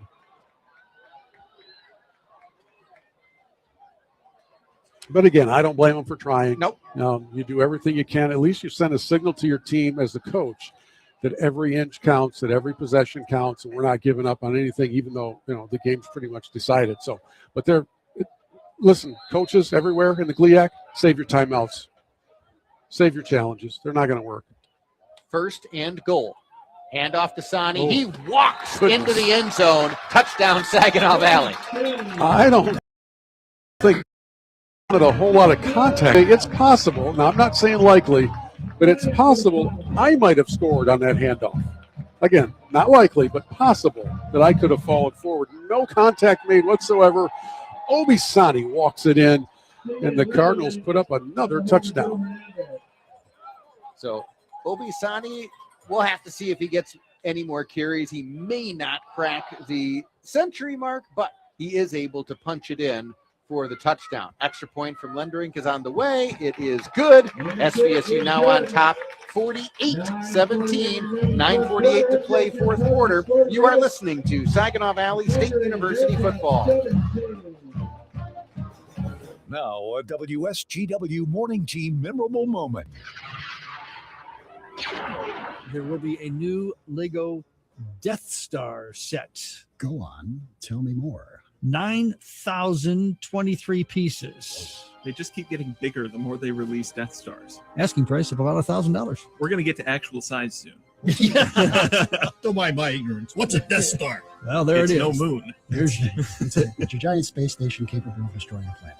Oh, that is it? The enormous set includes Luke Skywalker, Han Solo, Princess Leia, Chewbacca, C-3PO, R2-D2, Rogue One's director Orson Krennic, and Galen Erso. Also. So not characters, but directors. No. They're characters. So the director Krennic is the one who oversaw construction. Yeah. For those of you at home that are like me, I'm willing to bet you're in the minority, Art. A happy minority. The morning team, 5:30 to 9 on WSGW. The SVSU Cardinals play here on WSGW. TG Beam, Bill Hobson, back at Wick Stadium, where SVSU able to continue to post production offensively as the Cardinals now on top by a score of 48-17 with 9:48 to play here in the 4th quarter. First downs in the Cardinals' favor, 26-16. The rushing yardage, 211 to 51. Cardinals averaging 5.7 yards per carry. Cardinals have 308 passing yards for a grand total of 519. McKendree with 230 yards total. And by the way, in the history of the Red Feather game, there have been 2 other contests where the Cardinals have scored more than they have tonight. They have a 59-point performance back in 2013 and a 56 performance. This is the second highest for the Cardinals to score in the history of the Red Feather game. I was reading the other one incorrectly. So they've got a chance to set a new opening night Red Feather record with a little more offensive output if they choose to do so.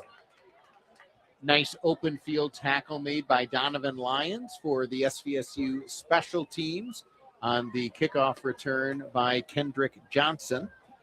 See if we find some fresh bodies rotating in here for the Cardinals on defense. I think we see a couple coming in. Looks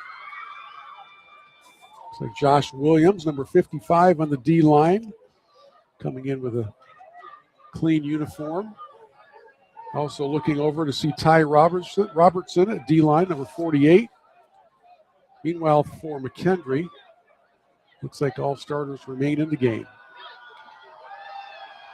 On first down, handoff. Nope, it is a quarterback keeper, and then the ball comes out. It was after Lyons had slid.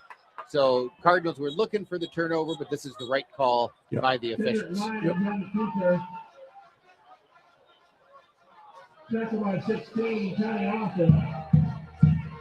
So if I recall that last Red Feather game where the Cardinals scored more than they did tonight against Malone, that was a big game for John Jennings, the quarterback who went on to play in the CFL for SVSU, and Jeff Janis, the wide receiver who went on to play for the Green Bay Packers in the NFL. That was the senior season for each of them.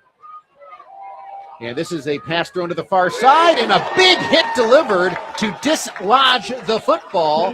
Tyrese Rawls, the redshirt freshman out of Ann Arbor, Huron, timed that one perfectly. He did. Rawls comes in with the hit. Also in the lineup for the Cardinals, Lucas Valencia and Tommy Offer, the redshirt freshman, playing at defensive back. So they are definitely rotating in some fresh bodies, give everybody a chance to get some game action under their belts. Alan Hill in on D-line also, redshirt sophomore out of Cincinnati.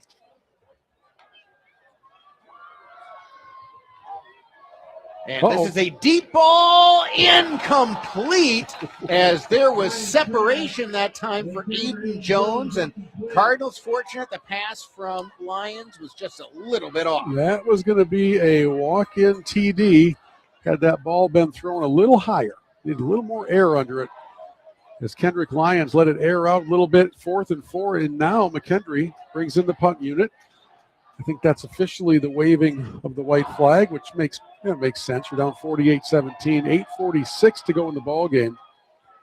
It'll be interesting to see what the Cardinals do on offense when they get the ball back momentarily and what substitutions may be made here.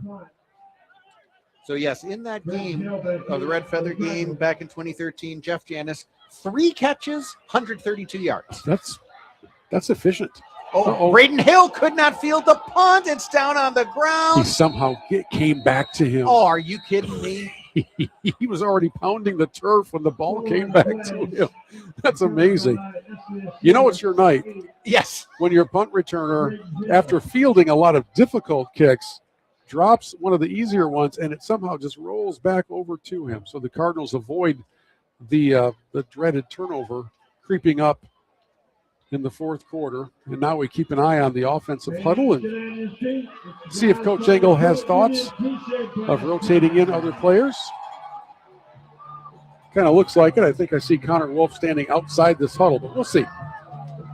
Other GLIAC games tonight, Grand Valley, in what was a close game for much of the night, pulls away at the end. They win in West Virginia over Charleston, 38-10, the final score there. Michigan Tech on the road, leading at Bemidji State, 31-23, that game in the fourth quarter. Northern Michigan on the road, trailing to Minnesota State Moorhead, that game 41-18. Northern Michigan is trailing.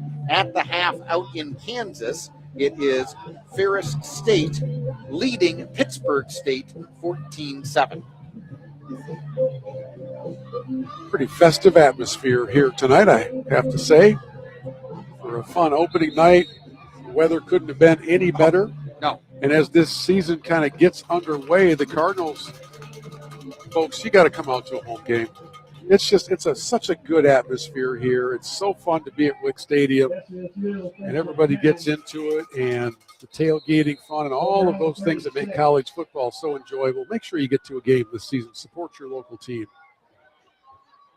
On first down here, Jaden Whitaker is checked in at quarterback, hands it off to Jaquan Howard, makes a stutter step move and goes all the way down to the 37-yard line of McKendree. Well, that developed quickly. Basically just bouncing another run outside. And that is, for Jaquan Howard, a pretty impressive pickup on his first touch out of the backfield tonight. And again, Jaden Whitaker has checked in at quarterback. One of the two transfer quarterbacks that SVSU brought in. Coaches have a lot of confidence in him as well. And that one was a false start. So this is one of the things you will commonly see when you have the change at quarterback.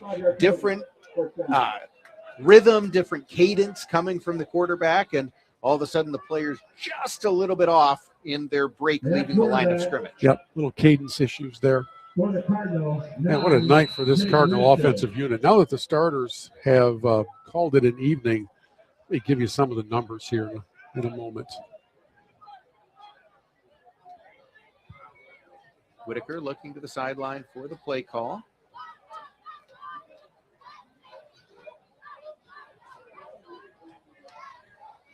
And he'll hand it to Howard again. He'll run to the right side again, breaks one tackle and struggles forward back to the original line of scrimmage. I think Jaden Whitaker has been given instructions to snap no ball until there's less than 10 seconds on the play clock.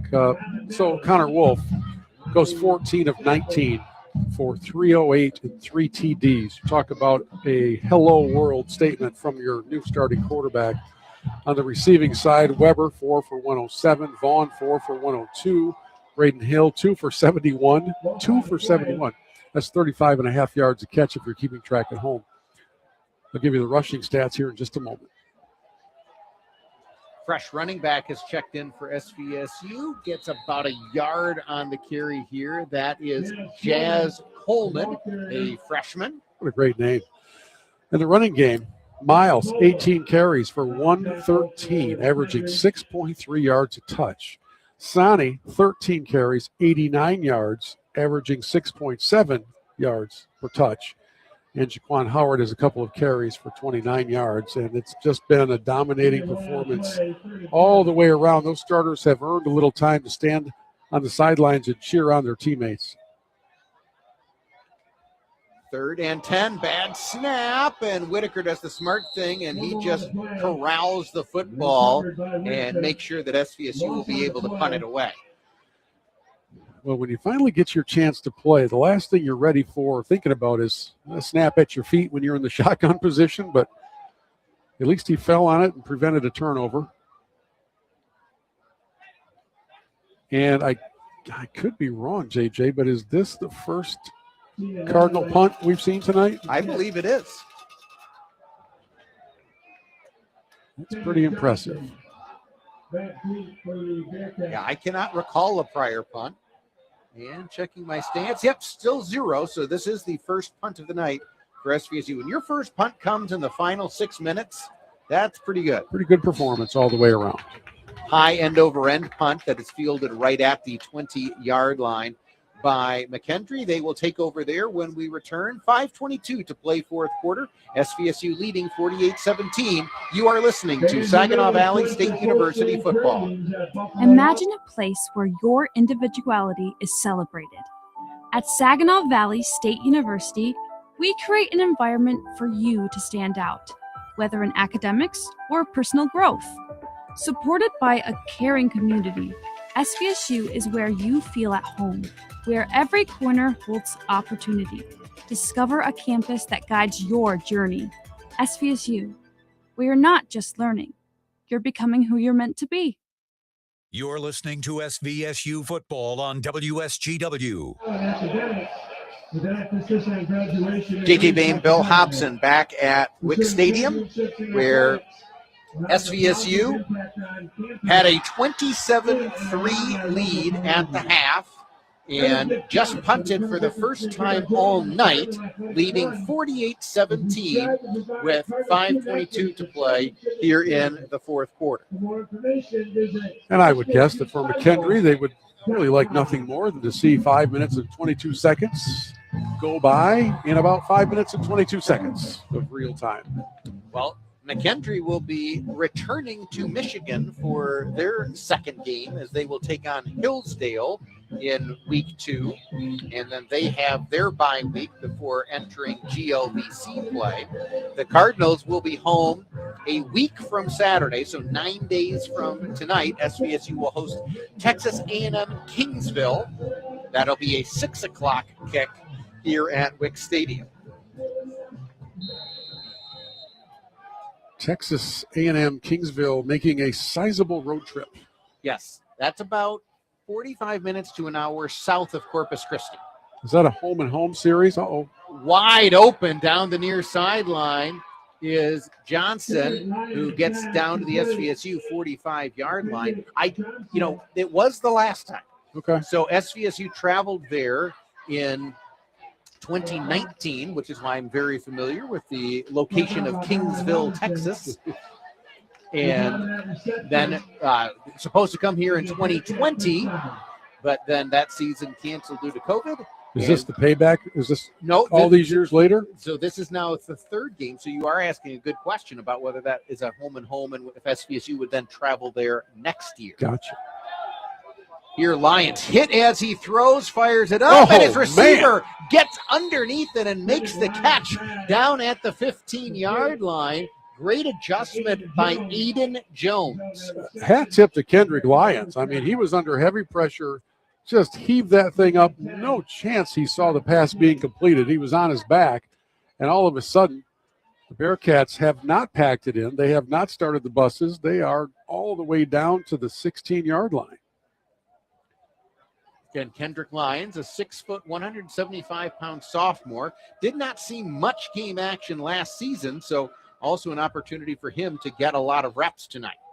Here he throws it over the middle and incomplete as he was looking for David Richard.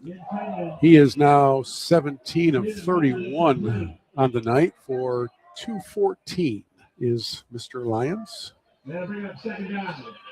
And I think I mentioned it earlier on the broadcast, but do you recall the mascot for Texas A&M Kingsville? I do not.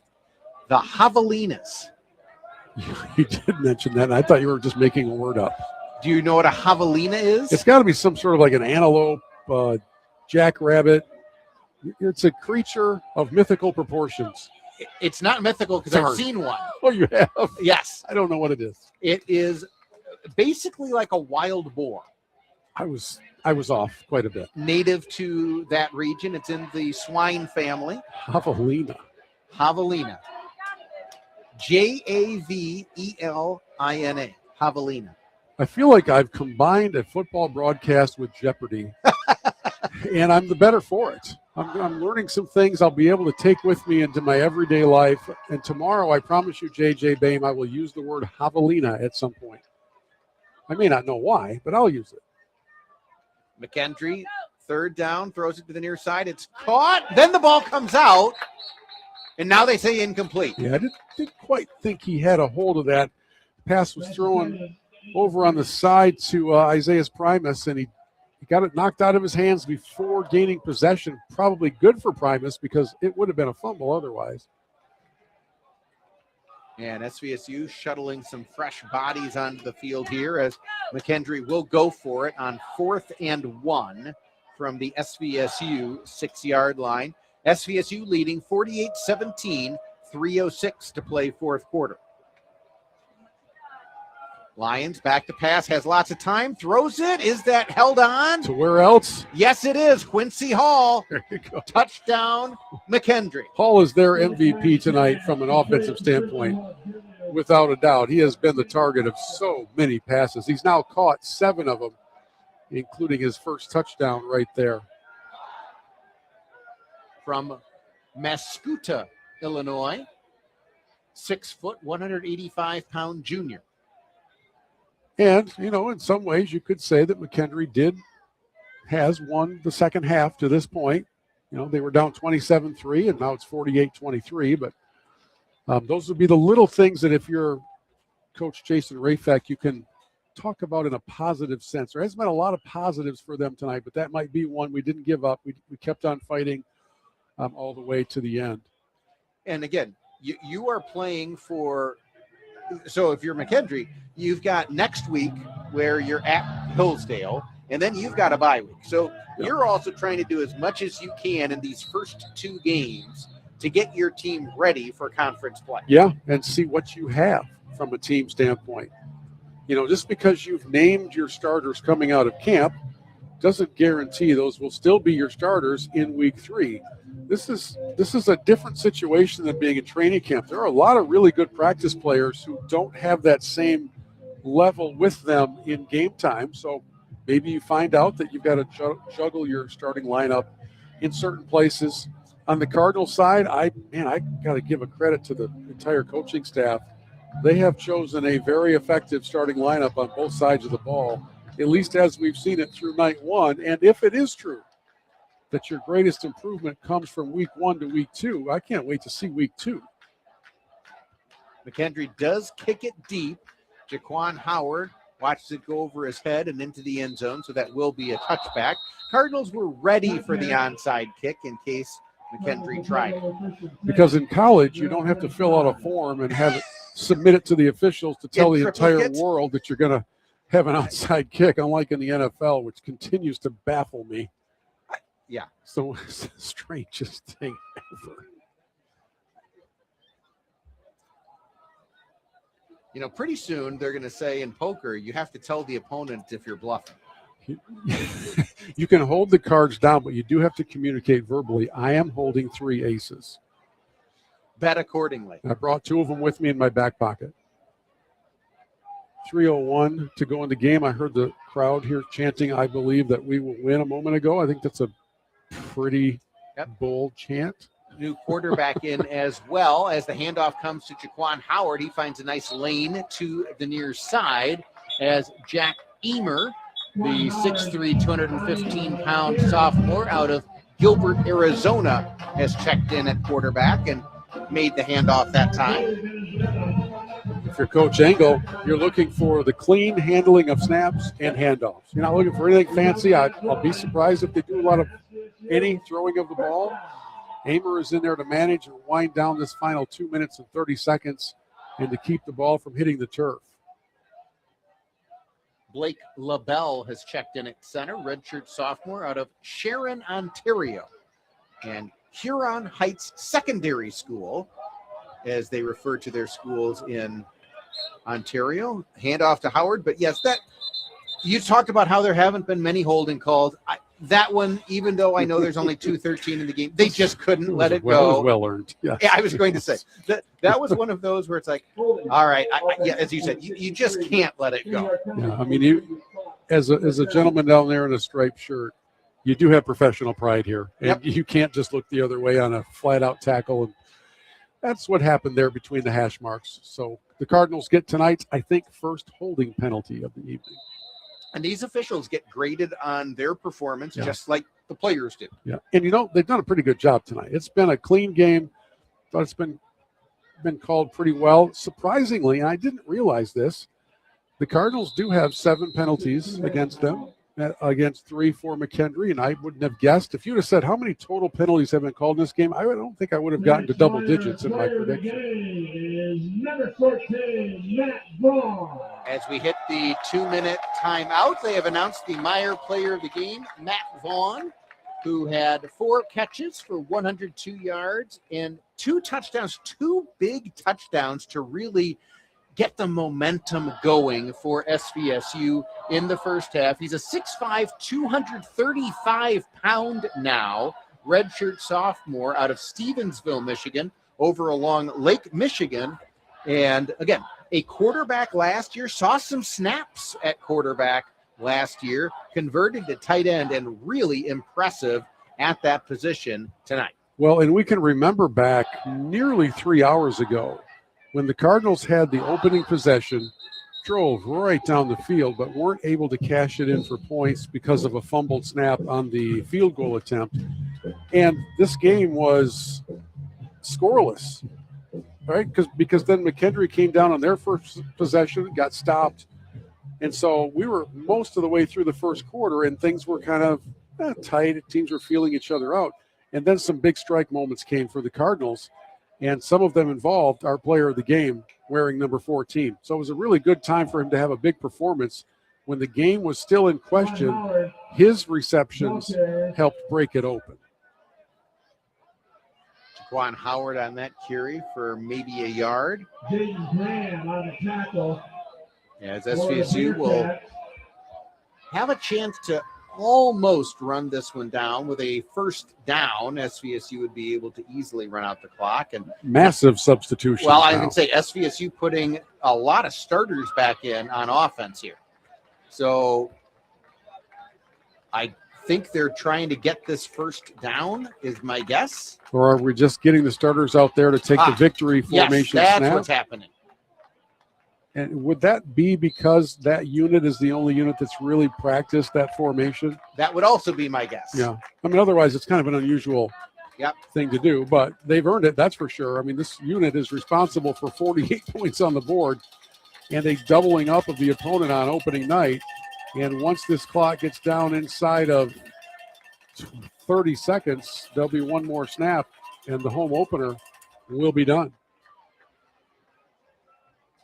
Again, these two coaches know each other because Michael Engel, the new SVSU head coach, was the offensive coordinator at U-Indy prior to this season, and they're in the same conference as McKendree.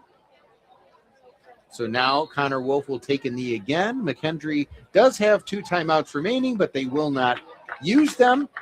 And so now the two teams will be able to line up for the post-game handshake, and SVSU wins the Red Feather game and the coaching debut of Michael Engel as they knock off McKendree by a final score of 48-24. Back in a moment. You are listening to Saginaw Valley State University football.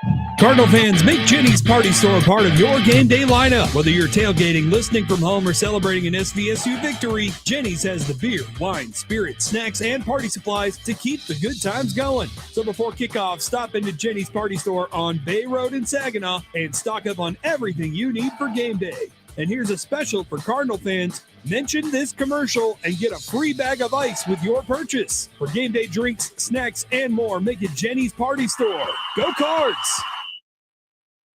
Recognize that sound? That's your heart racing when law enforcement catches you for drunk driving. Truth is, it's happening more and more these days. Cops are cracking down all across America. If you drive drunk, it's more likely than ever you will get caught and you will be arrested. So don't take any chances. If you're drunk, do not get behind the wheel. And maybe you could avoid feeling like this. Drunk driving, over the limit, under arrest. Paid for by the U.S. Department of Transportation. Sassy! Sassy! This week's episode, Bobcat in the Cave. Gosh, Johnny, playing in the cave sure is neat. Oh boy, a kitty cat. Sassy, the kitty cat's yelling. What, Sassy? It's not a kitty, it's a bobcat? Speaking of cats, you like to stress the importance of adopting cats from animal shelters? Over 5 million cats go into animal shelters every year?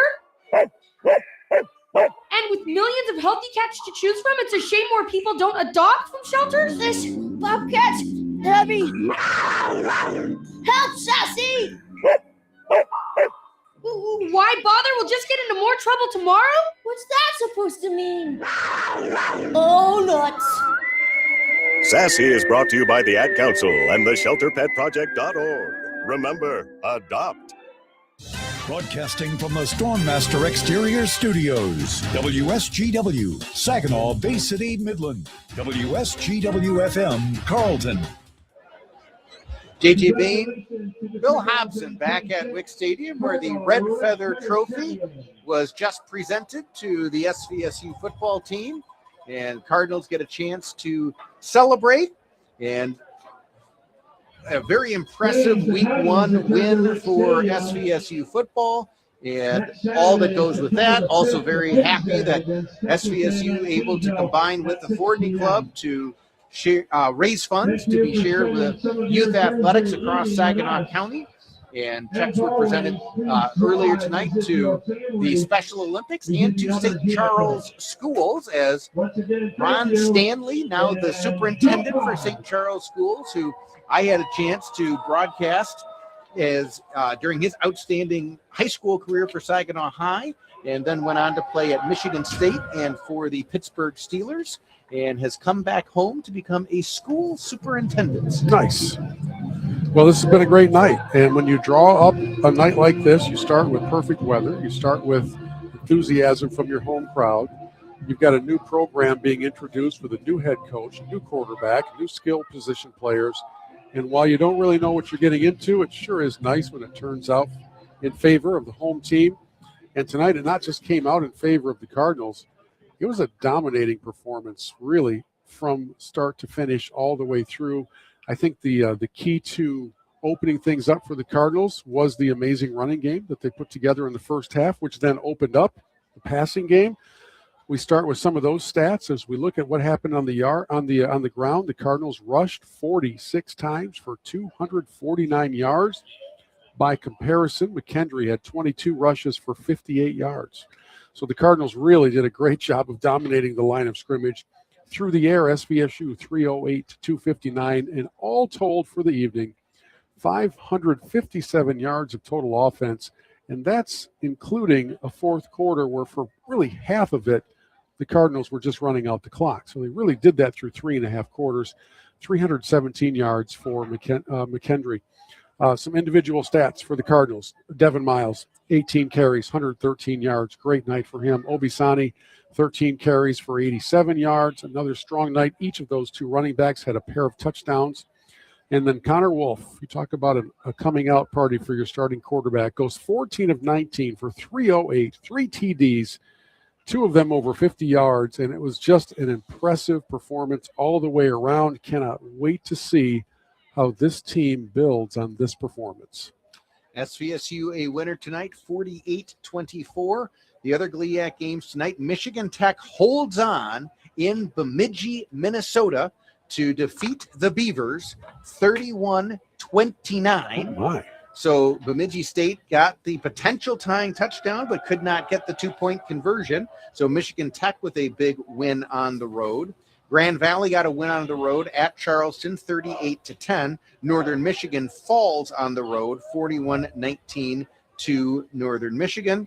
And in the game out in Kansas, Ferris State now leads Pittsburgh State 21-7. That game midway through the third quarter. So a good opening night here for SVSU and by and large for the GLIAC Conference as well. And once again, our Meyer player of the game, Matt Vaughn, the tight end for the Cardinals, 4 catches, 102 yards, including 2 big touchdowns when SVSU got its lead in the first half. So, Bill, thank you very much for joining us and being a part of this one. A good way to start the season. I'll say, hard to beat this one. Can't wait to do another one here coming up in the next few weeks, and I'll be in and out of the booth throughout the season. Thanks for the invitation, and way to go, Cardinals. What a great start to the new version Cardinals. SVSU a winner tonight, 48-24 over McKendree. So for Matt Lester back at our WSGW FM studios, and for my broadcast partner, Bill Hobson, this is J.J. Bain saying so long. We thank you for listening to Saginaw Valley State University football. This has been Saginaw Valley State University football on WSGW. This game was brought to you by Bicycle Village, Sign Tech, Morgan's Auto Repair, Jenny's Party Store, Ken Volker Wilson Realty, Great Lakes Doors and More, Saginaw Valley Pharmacy, and Euclid Avenue Coins. Now we return to regular programming on WSGW.